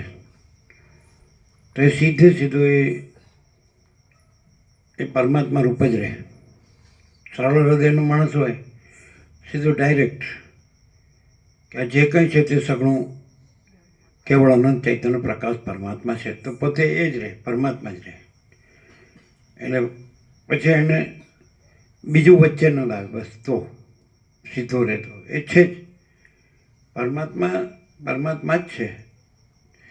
એ વચ્ચે બીજું કાંઈ ન લાવે સરળ હૃદયનો માણસ. તો એ પછી એને પછી એવું ન આવે બીજું કે જુદું જુદું બધું દેખાય છે, એવું ના આવે. જે સીધે સીધું અનુભવી લે કે આ આખો અનંત મહાસાગર જ છે, અને પછી એમાં આ જુદા જુદા મોજા છે એવું ના આવે. પછી એમ આ જુદા જુદા રૂપો છે એવું ના આવે. આ સઘળું એ કેવળ અનંત ચૈતન્ય પ્રકાશ પરમાત્મા છે જ. એટલે જે બે વાત ન થાય, મોજાય જોવા અને મહાસાગરે જુઓ. અને મહાસાગર જુઓ તો પછી મોજાય એમાં સમાયેલા જ છે, પછી એ જુદા બીજા નથી. એટલે સીધો અનંત પરમાત્મા મહાસાગર જ જુઓ તો આ બધા રૂપોરૂપી મોજા એમાં સમાયેલા જ છે, પછી એ જુદા જુદા નથી. જુદું જુદું જોવા રહે છે, જુદા જુદા મોજા જોવા રહે છે, એટલે જુદા જુદા રૂપો જોવા રહે છે. એટલે આખો અનંત એકરૂપ અને એ મહાચૈતન્ય પ્રકાશ પરમાત્મા એટલે એ દેખાતો નથી. આ જુદા જુદા કે હું આ છું, પછી આ છે, આ છે, આ એક મોજું છે, આ બીજું મોજું છે, આ અનેક મોજા છે.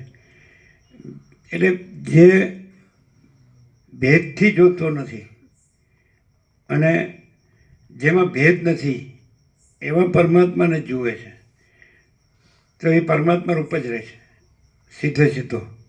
કારણ કે પછી પોતે પછી એ ભેદવાળો નથી, એ ભેદ વિનાનો પરમાત્મા જ છે. તો પછી પોતાનો ભેદે રહેતો નથી કે હું આ છું, કારણ કે એ તો અનંત એકરૂપ જ છે આખો. જે આ કોઈ મોજું છે, આ કોઈ રૂપ છે, તે આખો અનંત એકરૂપ પરમાત્મા મહાસાગરને જોઈ લે તો પછી એમાં પોતાનું આ મોજું રૂપે જુદું રહેતું નથી. અને કોઈ મોજુરૂપે જુદું રહેતું નથી. પછી મોજુરૂપ છે જ નહીં. આખો અનંત એકરૂપ એ મહાચૈતન્ય પ્રકાશ પરમાત્મા મહાસાગર જ છે. અને એ અનંત ચૈતન્ય પ્રકાશ અને અનંત ચૈતન્ય શાંતિ છે. એનું મૂળ મુખ્ય લક્ષણ એ અનંત પ્રકાશ, અનંત આનંદ, અનંત શાંતિ છે. એ શાંતિ જ છે. એટલે સીધું આટલું બધું સાંભળ્યું આપણે 1 કલાક, તેની અંદર સીધું આપણે આમ જાણી લીધું કે બધી રીતે કહેવા શું માગે છે. એક જ શબ્દમાં કે આખું જેટલા સત્શાસ્ત્રો છે, જેટલા સત્પુરુષો છે, જ્ઞાનીઓ છે, યોગીઓ છે, ભક્તો છે, એ બધાની એક જ વાત છે. ને આપણે એક જ શબ્દમાં કહીએ તો પરમાત્મા. એ ભગવાન કહો કે પ્રભુ કહો કે ઈશ્વર કહો કે શક્તિ કહો કે નામ જુદા જુદા પણ સ્વરૂપ તો એક જ છે. આપણે સૂર્ય કહો કે રવિ કહો કે ભાણ કહો કે ભાસ્કર કહો કે પ્રભાકર કહો કે સન કહો, એ સૂર્ય જ. પછી સૂર્ય શબ્દ નથી પણ સૂર્ય છે. સૂર્ય સૂર્ય છે. સૂર્ય શબ્દ સૂર્ય નથી. આકાશ આકાશ છે. આકાશ શબ્દ આકાશ નથી. મહાસાગર મહાસાગર છે. મહાસાગર શબ્દ મહાસાગર નથી. પછી શબ્દ છોડી દો અને જુઓ સીધું. એમ કે પરમાત્મા શબ્દ પરમાત્મા નથી, પરમાત્મા પરમાત્મા છે. તો અનુભવો, બસ જુદું જુદું ન અનુભવો અને આખો અનંત એકરૂપ અનુભવો. તો તમે જોશો કે અનંત પ્રકાશ, अनंत आनंद और अनंत शांति जो है सो है, यही सब कुछ है, इसके सिवा कुछ नहीं. गमे એટલું સાંભળો, ગમે એટલું વાંચો, ગમે એટલું વિચારો, ગમે એટલું જાણો, ગમે એટલું અનુભવ, બધો સાર તો કે આખું જે અનંત એકરૂપ બધું જળ, પાણી, જળ, અખંડ એકરસ, અનંત એકરસ, ઘન, ભરપૂર, પૂર્ણ, કોઈ જગ્યા ખાલી નહીં, બસ જળ જ જળ. તેવું ચૈતન્ય જ ચૈતન્ય, ચૈતન્ય જ ચૈતન્ય, ચૈતન્ય જ ચૈતન્ય, જ્ઞાન જ જ્ઞાન, જ્ઞાન જ જ્ઞાન, જ્ઞાન જ જ્ઞાન, અનુભવ જ અનુભવ, અનુભવ જ અનુભવ, અનુભવ જ અનુભવ. અને ચૈતન્ય જ ચૈતન્ય, અને તેજ જ તેજ, જ્યોતિ જ જ્યોતિ, પ્રકાશ જ પ્રકાશ. તો એવો આખો અનંત પ્રકાશ, અનંત આનંદ અને અનંત શાંતિ બીજું છે જ નહીં. એટલે જુદું જે કાંઈ છે એ એમાં જ છે. ધારો કે આપણે અનંત ચક્રી તરંગ ફેર પર પડે છે તો એ અનંત મહાસાગરમાં જ છે. પછી જુદું જોવાની શું જરૂર છે? ક્યાં જરૂર છે? આપણે આખું અનંત એકરૂપ સ્વરૂપ જોઈ લીધું, પૂર્ણ સ્વરૂપ જોઈ લીધું, પછી જે હોય એ બધું એની અંદર જ છે, ઓલ ઇન્ક્લુઝિવ. એની બહાર કશું છે જ નહીં. જેમ આકાશની અંદર જ બધું છે, આકાશની બહાર કશું જ નથી, કારણ કે આકાશ બધી બાજુ અનંત છે અને પૂર્ણ છે.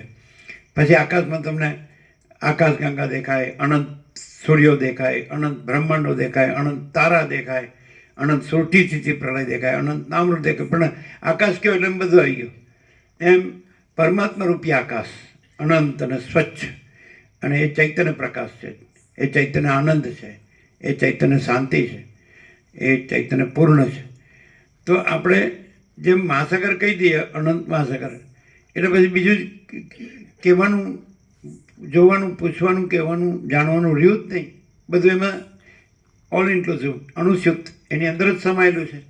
તેવી રીતે આપણા આખા આકાશ જેવા અનંત ચૈતન્ય પ્રકાશ પરમાત્માને જાણી લીધા તો બીજું જાણવાનું રહે જ નહીં, કારણ કે બીજું બધું એની અંદર એના ભાગરૂપે જ છે, એ અભેદ રૂપે જ છે. એમાં કોઈ જુદું છે જ નહીં ને કાંઈ, કોઈ છે જ નહીં, કાંઈ છે જ નહીં, કાંઈ થતું જ નહીં. મહાસાગરમાં તો અમને એમ થાય કે મહાસાગરનું જળ હાલે દુલે છે તો એ જુદું નથી. મહાસાગરમાં એમ થાય કે એ હાલવા દુલવાથી અનંત ચક્રી ભાસે છે તો એ જુદી નથી, અનંત મોજા પાસે છે તો એ જુદા નથી, અનંત ફીણ પાસે છે તો એ જુદા નથી, અને અનંત પરપોટા પાસે છે તો એ જુદા. મહાસાગર એટલે મહાસાગર, અને જળ એટલે જળ. એમ મહાચિદાકાશ એટલે મહાચિદાકાશ, અને ચૈતન્ય એટલે ચૈતન્ય. ચૈતન્ય જળ અને મહાચૈતન્ય પ્રકાશ મહાસાગર, મહાચિદાકાશ, મહાચૈતન્ય પ્રકાશ રૂપી આકાશ, આ મહાચૈતન્ય પ્રકાશ. તો આખો અનંત એક જ મહાચૈતન્ય પ્રકાશ છે. સ્વયં મહાચિદાકાશ આખું એકલું પ્રકાશ એ છે, અને બધું આવી ગયું. એટલે કોઈ દિવસ જુદું જુદું છે જ નહીં, એટલે જુદું જુદું જોવું જ નહીં. અને જે કાંઈ છે તે સગળું એ મહાચૈતન્ય આકાશરૂપી મહાચૈતન્ય પ્રકાશરૂપી આકાશ જ છે. આ આકાશ છે તો એ મહાચૈતન્ય પ્રકાશરૂપી આકાશ જ છે. એટલે તમે પછી એને ભગવાન કહો, પ્રભુ કહો, ઈશ્વર કહો, શક્તિ કહો, ગમે તે કહો, પણ એ શબ્દો નથી, પણ એ ચૈતન્ય છે. મહાસાગર શબ્દ નથી પણ મહાસાગર છે. જળ શબ્દ નથી પણ જળ છે. એમ મહાચિદાકાશ શબ્દ નથી પણ મહાચિદાકાશ છે. મહાચૈતન્ય પ્રકાશરૂપી આકાશ એટલે આખું અનંત અને પૂર્ણ ભરપૂર, કોઈ જગ્યા ખાલી નહીં, રહે બીજી જગ્યા નહીં, રહે બીજી વસ્તુ નહીં. પછી મહાચિદાકાશ કહો એટલે મહાચિદાકાશ, પરમ ચિદાકાશ કહો એટલે પરમ ચિદાકાશ, પરમ જ્યોતિ કહો એટલે પરમ જ્યોતિ, અખંડ જ્યોતિ કહો એટલે અખંડ જ્યોતિ, સ્વયં પ્રકાશ કહો એટલે સ્વયં પ્રકાશ, સંપૂર્ણ પ્રકાશ કહો એટલે સંપૂર્ણ પ્રકાશ, અને ચૈતન્ય કહો એટલે ચૈતન્ય. મહાસાગરમાં જળ કહો એટલે જળ, પછી બધું જ જળ, પછી બીજું કાંઈ નહીં. ભલે બીજું ગમે એ દેખાય, ભલે એનું હલવું દુલવું દેખાય, હલનચલન દેખાય પાણીનું, એમાં ચક્રી દેખાય, તરંગ દેખાય, ફીણ દેખાય, પરપડ દેખાય. પાણી એટલે પાણી, એમ એક જ તત્વ, એક જ વસ્તુ. એટલે જે આવી રીતે આ આખું જે અનંત છે એનું એક જ તત્વ ચૈતન્ય છે, પ્રકાશ છે, એ આનંદ છે, શાંતિ છે, એવું અનુભવી લે તો એ જ છે. પાછો એ ક્યાં જુદો છે અને એ ક્યાં બીજો છે? કોઈ તરંગ હોય અને પોતામાં મહાસાગરને જાણી લે, ચૈતન્યને જાણી લે, તો પછી પોતે જ છે, પોતામાં બીજું ક્યાં છે? પોતે ક્યાંની બહાર છે અને પોતે ક્યાંમાં જુદો બીજો છે? અને પોતે એકલો નહીં, બધા જ તરંગો ચૈતન્ય છે અને બધા જ તરંગો મહાસાગર મહાચિદાકાશ છે. એટલે પછી એને આખું એ અનંતને પૂર્ણ મહાચિદાકાશ જ અનુભવાય, અને પોતે પણ એ અનંતપૂર્ણ મહાચિદાકાશ જ હોય. બધું એ એક જ હોય તો પછી એમાં પોતે પછી ક્યાં જુદો બીજો હોય? પોતે પણ એ જ હોય. એટલે જેનામાં આવું અભેદ, જે આવો પ્રકાશ છે, અભેદ ચૈતન્ય છે ને અભેદ અનુભવ છે ને અભેદ જ્ઞાન છે. અભેદ એટલે ભેદ વિનાનું. જેમ મહાસાગર છે એ ભેદ વિનાનો છે, ભલે ભેદો દેખાય પણ એ ભેદ વિનાનો મહાસાગર છે. મહાસાગર છે એ ભેદ વિનાનું જળ છે. એ મહાચૈતન્ય પ્રકાશરૂપી આકાશ છે એ ભેદ વિનાનું મહાચૈતન્ય પ્રકાશરૂપી આકાશ છે અને ભેદ વિનાનું ચૈતન્ય છે. તો એવું પછી પોતે એક રૂપ જુદું જે એવું ભાસતું હતું એ પછી આખું જોવા લાગ્યો એટલે પછી પોતે આ રૂપ પણ એમાં સમાયેલું ને જુદું બીજું નહીં. કોઈ રૂપ, કોઈ પણ અનંત રૂપો છે, એ કોઈ રૂપ જુદું નથી, બધું એક રૂપ જ છે. અનંત ચૈતન્ય સ્વરૂપ છે, સત સ્વરૂપ છે, ચૈતન્ય સ્વરૂપ છે, આનંદ સ્વરૂપ છે, શાંતિ સ્વરૂપ છે, અમૃત સ્વરૂપ છે, પૂર્ણ સ્વરૂપ છે, સમાન સ્વરૂપ છે, તૃપ્તિ સ્વરૂપ છે, સંતોષ સ્વરૂપ છે, સમાધાન સ્વરૂપ છે, કલ્યાણ સ્વરૂપ છે. All and all in all, બધું ભગવાન બધું છે, સર્વ પરમાત્મા છે. આકાશ જેવો આખો અનંત ચૈતન્ય પ્રકાશ છે. જેવું અનુભવે ને એટલે એને શું રહે? એને અનંત પ્રકાશ, અનંત આનંદ, અનંત શાંતિ. એટલે એ આ છે તત્વબોધ. એ કંઈ એવું કંઈ નથી, જ્યાં ત્યાં કંઈ સામાન્ય વસ્તુ નથી. એ અનંતપૂર્ણ અને અખંડ સત ચૈતન્ય આનંદ સ્વરૂપ એ પરબ્રહ્મ પરમાત્મા છે. તત્વબોધ કંઈ જ્યાં ત્યાં જે તે વસ્તુ નથી, સામાન્ય નાખી દેવાની વસ્તુ નથી. ખાલી ચાલો કંઈક આપણે ગયા હતા ને સાંભળીને ભૂલી ગયા ને એવું નહીં. છે જ ગમે ત્યાં, ગમે ત્યારે, ગમે તે જુઓ, ગમે તે જાણો, ગમે તે અનુભવો. પણ જે માણસ કે ભગવાન બધું છે એવો જાગી ગયો પછી તો બસ બધું એ જ છે. અને ભગવાનમાં પછી કોઈ ભેદ નથી, અને ભગવાનમાં પછી અજ્ઞાન નથી, જ્ઞાન જ છે. ભગવાનમાં પછી દુઃખ નથી, આનંદ જ છે. ભગવાનમાં પછી અશાંતિ નથી, શાંતિ જ છે. એટલે પછી એ પ્રકાશ જ છે, અંધકાર નથી, અજ્ઞાન અંધકાર નથી. એ તો પરમ જ્ઞાન છે અને પૂર્ણ જ્ઞાન છે, પૂર્ણ ચૈતન્ય છે, પૂર્ણ સત્ય છે, પૂર્ણ આનંદ છે, પૂર્ણ શાંતિ છે. એટલે આવી રીતે આપણે આવી પવિત્ર જગ્યામાં અને આવું પવિત્ર પરમાત્માનું સ્વરૂપ સાંભળીએ એટલે અચૂક. કારણ કે આમાં જુદું બીજું કોઈ નથી, જુદું બીજું કાંઈ નથી, જુદું બીજું કાંઈ થતું નથી. એવું આપણને પરમાત્માનું અનંત પૂર્ણ સ્વરૂપ આમાં સાંભળવા મળે, એમાં જાણવા, અનુભવવા મળે, જાગવા મળે. આમ આટલામાં જ હું કરીને મરી જઈએ છીએ ખાલી ખોટા, કે આ બસ આ જ હું છું ને આ જ મારું છે. અરે પણ જોતો કરવા આકાશ કેવડું બધું છે, અનંત વિશાળ, અને આકાશમાં આકાશગંગા કેવી છે જુઓ તમે. રાત્રે જુઓ, સવારે બ્રાહ્મુહૂર્તમાં જુઓ, વહેલા ઉઠીને જુઓ તો કેટલા અનંત તારા. આ ખગોળ વિજ્ઞાને તો કીધું આ સૂર્ય છે તમારો, એના કરતાં મોટા સૂર્યો છે, તારા દૂર દૂર છે એટલે તમને નાના નાના તારા દેખાય.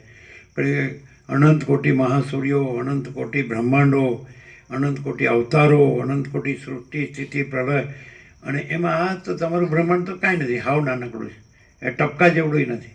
આ સૂર્યમંડળ ને નવગ્રહો ને ઉપગ્રહો ને આ પૃથ્વી ને એમાં આ પ્રાણી પદાર્થ વ્યવહાર, આ મહાસાગર ને પર્વત ને નદી ને ઝરણા ને સરોવર ને આ નગર ને ગામ ને પછી હવે આ રણો અને આ બરફો, ક્યાંક જો તો એકલો બરફ છે નકરો, ક્યાંક જો તો સૂકું ભઠ રણ છે, ક્યાંક જો તો કોઈ વસ્તી જ નથી, કીડીએ નથી. એવું આ તો કાંઈ નથી, આ પૃથ્વી રજ જેટલી નથી, આ સૂર્ય રજ જેટલો નથી. એવા અનંત મહાસૂર્યોના, અનંત કોટી મહાસૂર્યોના, અનંત કોટી બ્રહ્માંડોના, અનંત કોટી, જેમ અનંત મહાસાગરમાં અનંત મોજા ઉઠે છે પણ અનંત મહાસાગર જ છે. એમાં અનંત મહાચૈતન્ય પ્રકાશ રૂપી આકાશ, એમાં અનંત સૃષ્ટિરૂપી મોજા ઉઠે છે, પણ એ તો અનંત મહાચૈતન્ય પ્રકાશ રૂપી આકાશ જ છે. એ મોજા કાંઈ નથી, એ તો દેખાવ જ દેખાય. આ બધું છે દ્રશ્ય કે સૃષ્ટિ કે જગત કે સંસાર કે સર્ગ કે બ્રહ્માંડ કે વિશ્વ કે કોસ્મોસ ફેનોમેના, આ તો કંઈ છે જ નહીં, ખાલી આભાસ જ છે. સ્વપ્ન જેવું, ઝાંઝવાના જળ જેવું. લીલાએ અંદર સરસ્વતીને કીધું, વસીઠે રામને કીધું કે આ સંસાર તું શું શોક કરે છે? આ રાજા મરી ગયો પદ્મને તું લીલા રાણીને કે તું શું શોક કરે છે? આમાં એને સરસ્વતીની પૂજન ખૂબ કર્યું, તપ કર્યું, એટલે પ્રસન્ન થઈને એને પ્રકાશ કર્યો કે ઓહો, આ તો આ સંસાર એ તો અસત અસાર ને દુઃખ છે, મિથ્યાને નાશવંત છે, અને સ્વપ્ન જેવો ને ઝાંઝવાના જળ જેવો છે. આ તારું ખોટું અજ્ઞાન છે, કાઢ નાખ. અને આ આખો આકાશ જેવો આખો અનંત ચૈતન્ય પ્રકાશ છે, એ પરબ્રહ્મ પરમાત્મા, એ બધાનું સ્વરૂપ છે. બધા મોજાનું સ્વરૂપ જળ છે ને મહાસાગર છે. એમાં આ બધા જ સંસારના આ બધા જીવ જગત છે, દ્રષ્ટા દ્રશ્ય છે, જન્મ મરણ છે, સુખ દુઃખ છે, હું તું મારું તારું છે, રાગ દ્વેષ છે, આ ભેદાભેદ છે, બડા છોટા ભલા બુરા છે, આ બધાનું અંદર સાચું ને શુદ્ધ સ્વરૂપ ચૈતન્ય છે. એ પરબ્રહ્મ પરમાત્મા છે. એટલે પોતે જ પરમ ચિદાકાશ પરમ જ્યોતિ અખંડ જ્યોતિ છે, પોતે જ મહાચિદાકાશ સ્વયં પ્રકાશ સંપૂર્ણ પ્રકાશ છે, અને પોતે જ પૂર્ણ બ્રહ્મ અનંત તેજગણ અનંત ચિદગણ છે. અને પોતે એટલે આ નહીં, તરંગ મહાસાગર નથી, મહાસાગર મહાસાગર છે. તરંગ આભાસ માત્ર છે, આકાર સ્વરૂપ નથી, આકાર રહિત સ્વરૂપ છે.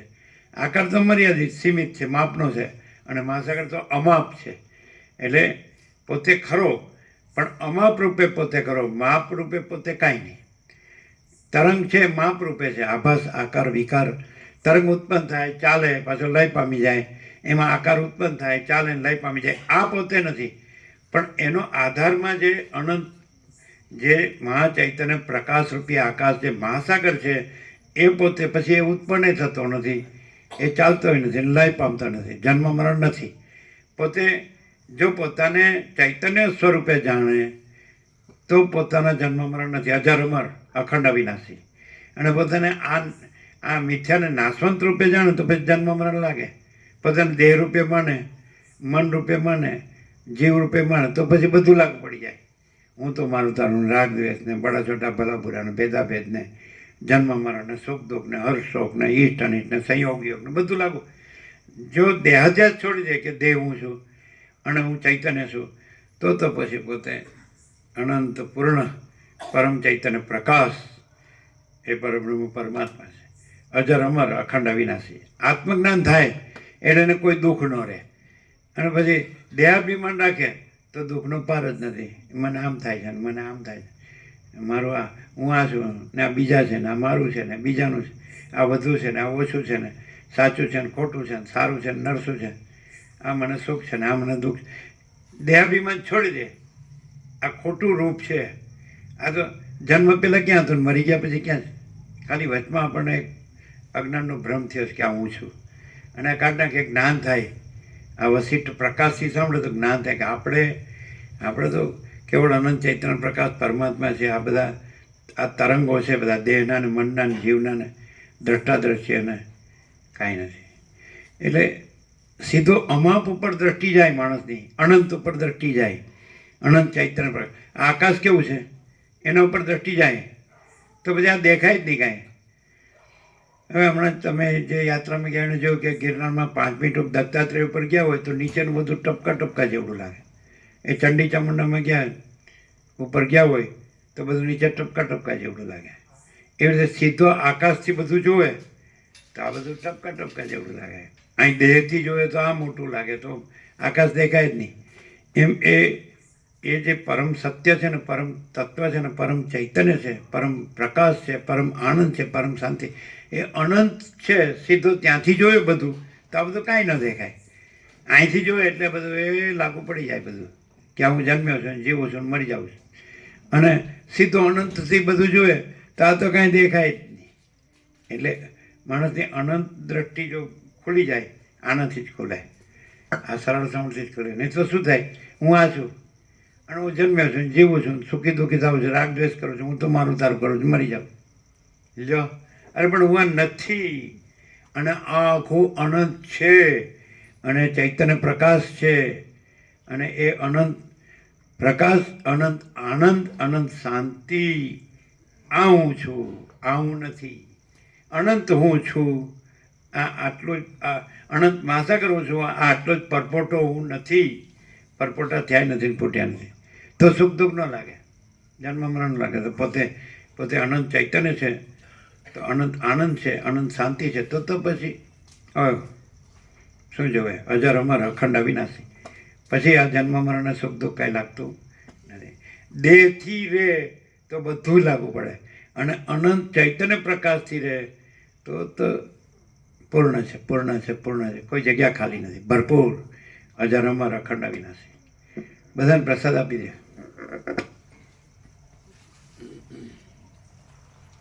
બધા લોકો સાંભળે છે પણ દેહથી રહે છે ને એટલે શાંતિ નથી. જો અનંતથી રહે ને તો કોઈ દુઃખ નથી કે આવો આ લ્યો આકાશ અનંત છે કે નહીં, તો એટલા ભગવાન અનંત ચૈતન્ય પ્રકાશ છે. પ્રભુ કયો, ઈશ્વર કયો, ભગવાન કયો, બ્રહ્મ કયો, ગોડ કયો કે અલ્લાહ કયો, નામ નથી, રૂપ નથી, પણ એ બધાનું જે જ્ઞાન છે એ જ એ ચૈતન્ય ભગવાન છે. બધાનો જે અનુભવ છે એ જ એ ચૈતન્ય પરમાત્મા છે. એટલે કાંઈ જુદો નથી, બીજો નથી. જે બધા તરંગો છે એનું જળ છે એ જ મહાસાગર છે. એમાં બધા દેહરૂપી, મનરૂપી, જીવરૂપી તરંગો છે, જગતરૂપી તરંગો છે. તો એમાં જે ચૈતન્ય છે, અનુભવ છે, જ્ઞાન છે, એ જ અનંત મહાચૈતન્ય પ્રકાશ મહાસાગર છે. આખો અનંત એક જ મહાચૈતન્ય પ્રકાશ છે. સ્વયં માચિદાકાશ આખું એકલું પ્રકાશ જ છે. આ બધા તરંગો છે, દેખાય ને, દેખાય એ તરંગો છે, એ નાશવંત છે, મિથ્યાને નાશવંત. પણ અંદર જે ચૈતન્ય છે ને એ છે. જેણે ચૈતન્યને ઓળખ્યું બધામાં, તો એણે એ અનંત પ્રકાશને ઓળખ્યો.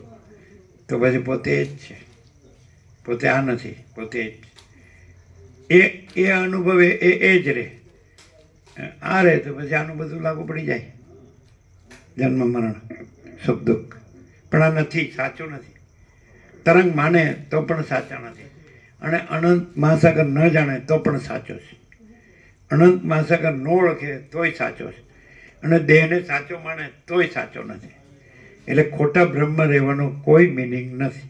સાચું જાણ્યા પછી સાચું જ રહેવું જોઈએ, અને ખોટું કાઢી નાખવું પડે. હું દેહ છું એ કાઢી નાખવું પડે, અને હું કેવળ અનંત ચૈતન્ય પ્રકાશ પરમાત્મા છું, અનંત પ્રકાશ, અનંત આનંદ, અનંત શાંતિ છું, એમ જ રહેવું પડે. એટલે વસીઠ કહે છે કે વર્તનનો વિવેક જ વિવેક છે, વાણીનો વિવેક વિવેક નથી. ખાલી બોલે તો એ વિવેક નથી. રહે પરમાત્મા છે ને પરમાત્મા રહે તો એ વિવેક છે. પણ ખાલી દેહથી રહે પછી હું પરમાત્મા છું બોલે તો દુઃખ જાય નહીં, અને પરમાત્મા રહે તો દુઃખ આવે જ નહીં. એટલે વસીઠ રામને કહે છે, હે રામ, દુઃખ 3 કાળમાં નથી, આ મારો આખરી ઉપદેશ છે. કે દુઃખ હોય કે દેહ હોય તો દુઃખ હોય ને, દેહ છે જ નહીં, અને હું કેવળ અનંત ચૈતન્ય પ્રકાશ પરમાત્મા છું. તો હજાર અમર અખંડ અવિનાશી.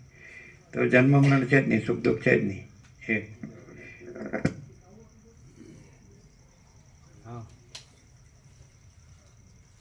और भी है प्रभु, सबको आ जाएगा। આ સબકો દે, બધા સબકો, આ બધાને આપવાનું જ ને. હમ.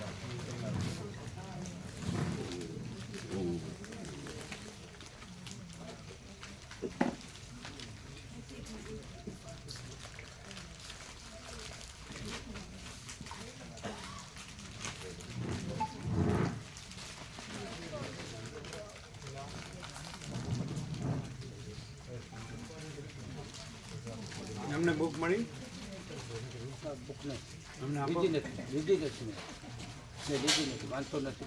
અચ્છા.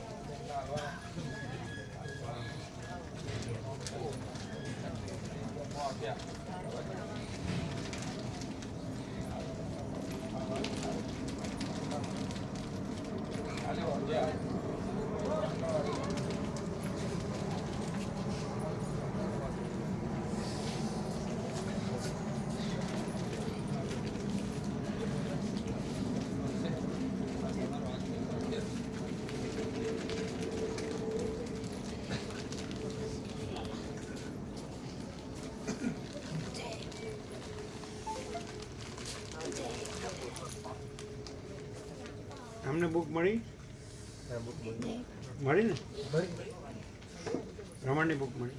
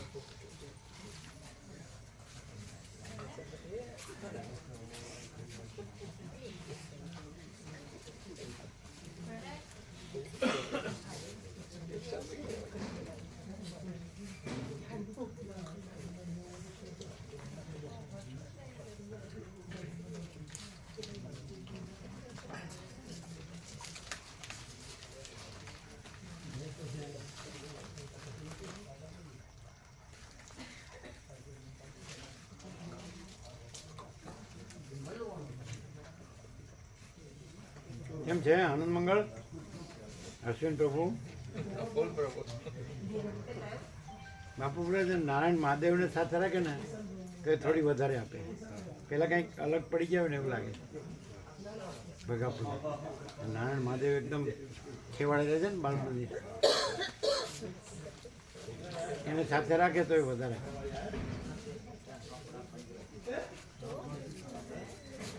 એને કહેવાનું જેમ જોઈતા પ્રભુએ જેમ આખા ગામમાં આપ્યું એવી રીતે આપો. શું કેમ છે? પેલા શિબિરનું કહેતા હતા નહીં? છે જ ને. અને આનંદથી ઉપર ક્યાં છે? આનંદથી ઉપર બીજું આનંદ છે?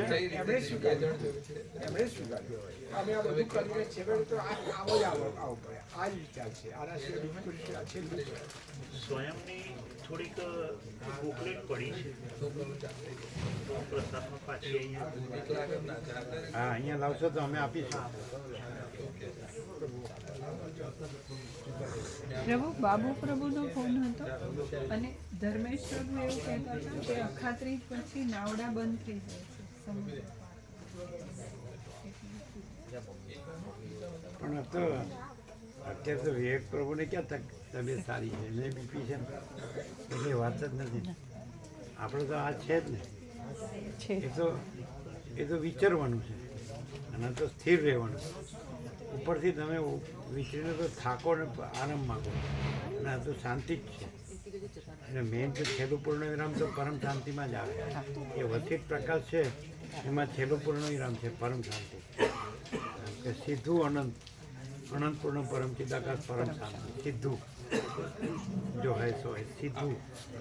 અને પછી આ બધું અહીં ને ત્યાં ને દેહ ને આ બધું આકાશથી પૃથ્વી ને આ બધું અને વિવિધ ચિત્ર ને સીધું પૂર્ણ વિરામ. અને એને તો શું છે,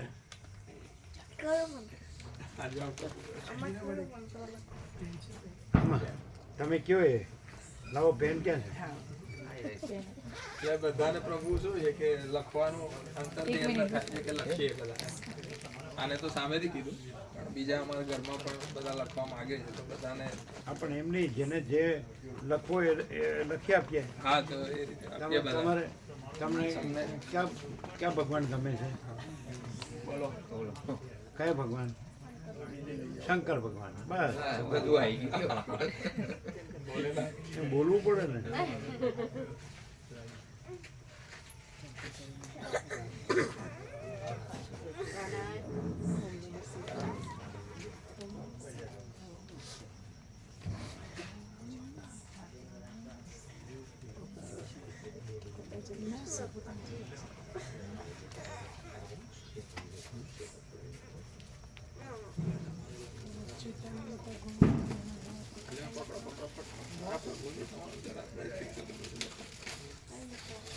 એને એને ના કે તમારે લખો એ ના નો છે એટલા લે એ તો એનું લખો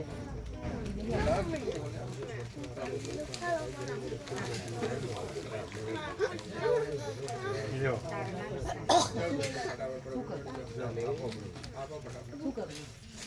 બોલો કયા ભગવાન ગમે કયા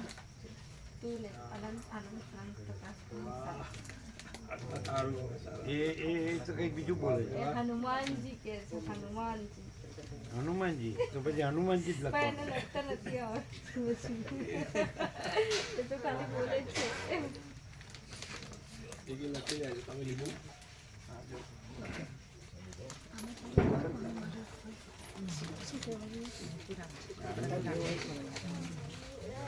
આનંદ પ્રકાશ આનંદ આનંદ આનંદ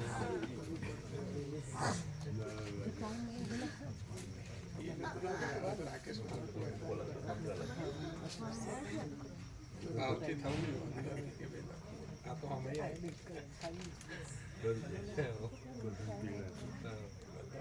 તો ગેર લઈ જતો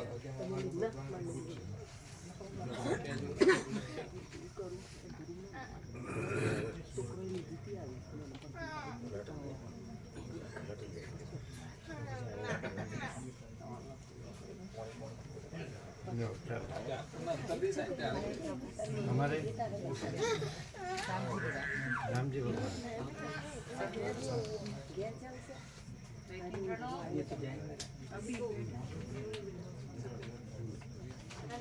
પટેલ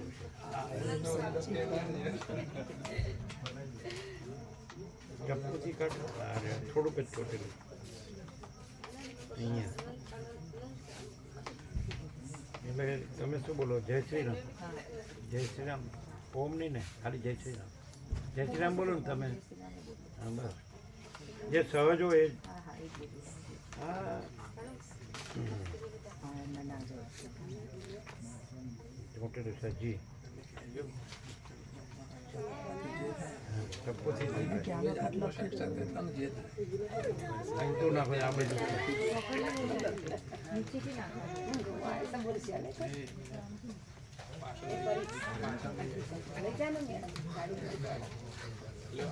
ચોટેલું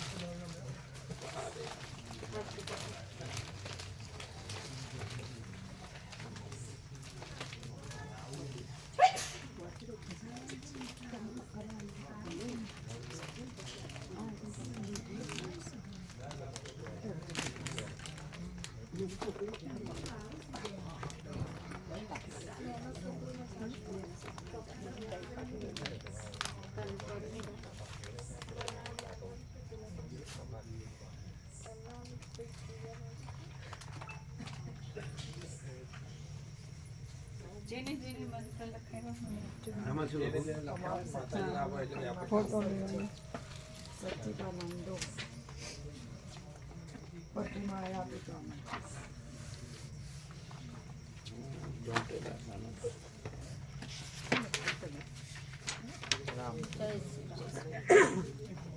ઓમ નમઃ શિવાય નમસ્કાર નમઃ શિવાય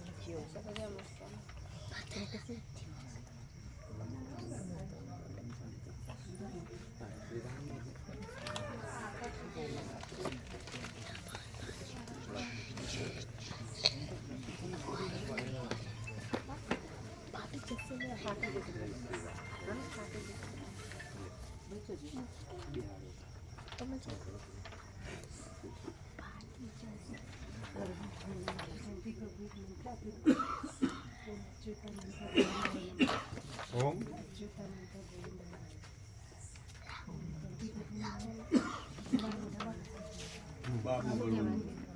હા તો હા લખી શકાય ને કયો ઓમ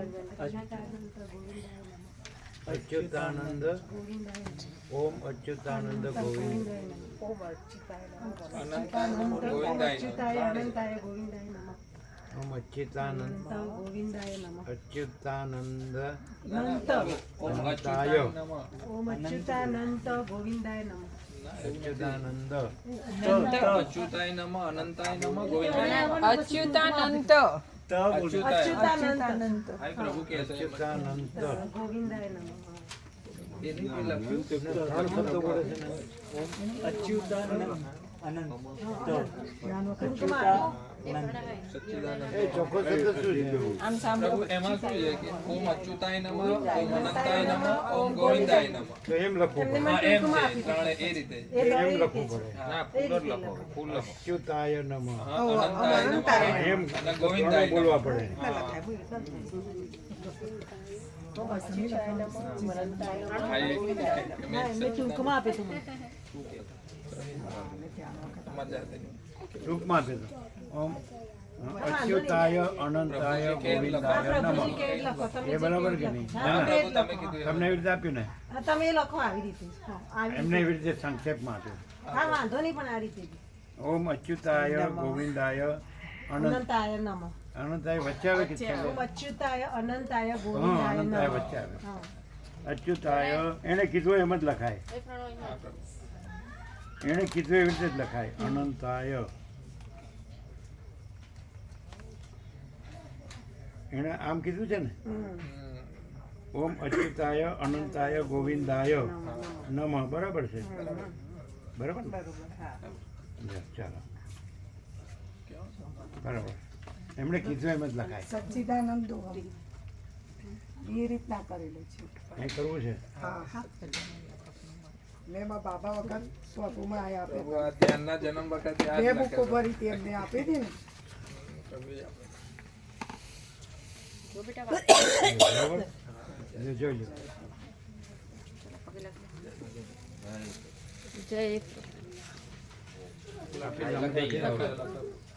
બધાને ફૂલ.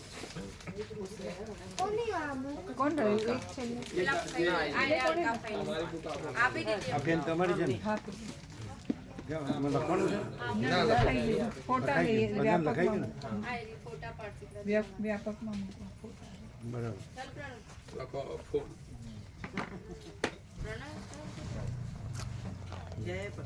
આજે બધાને પ્રસાદ લેવાનું બાકી છે ને બનાવ્યું તો ફૂલ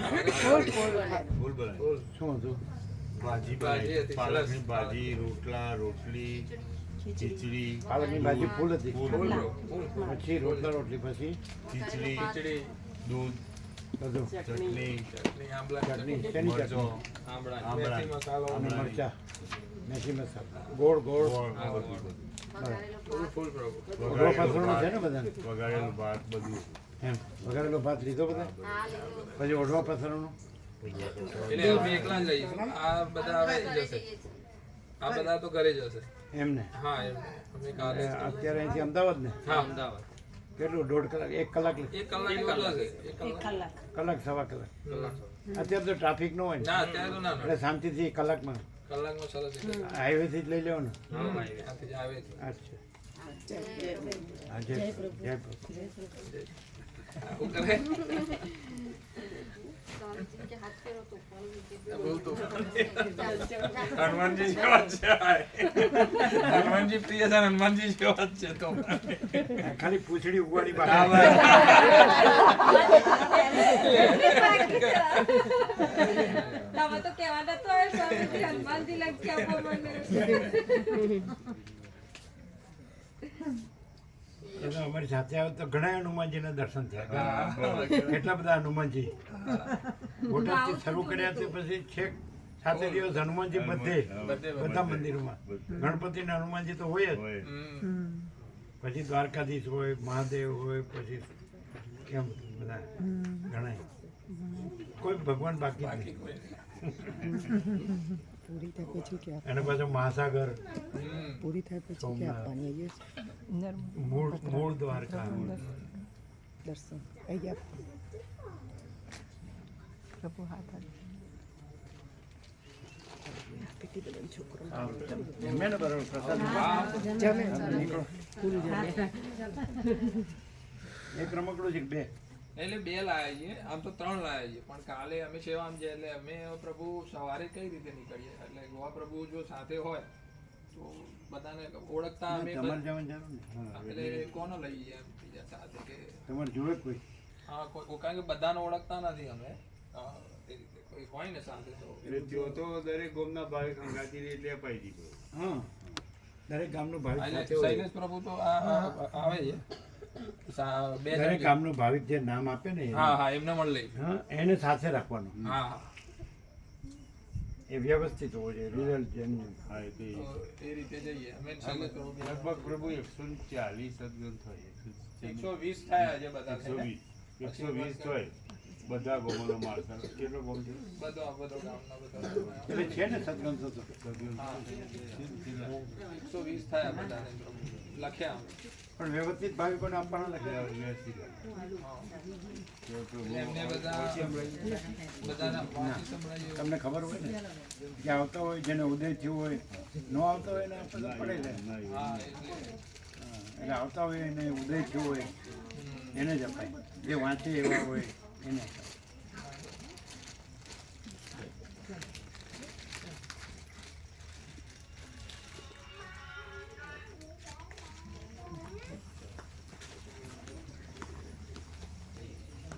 એ હનુમાનજી ક્યાં ગયા હનુમાનજી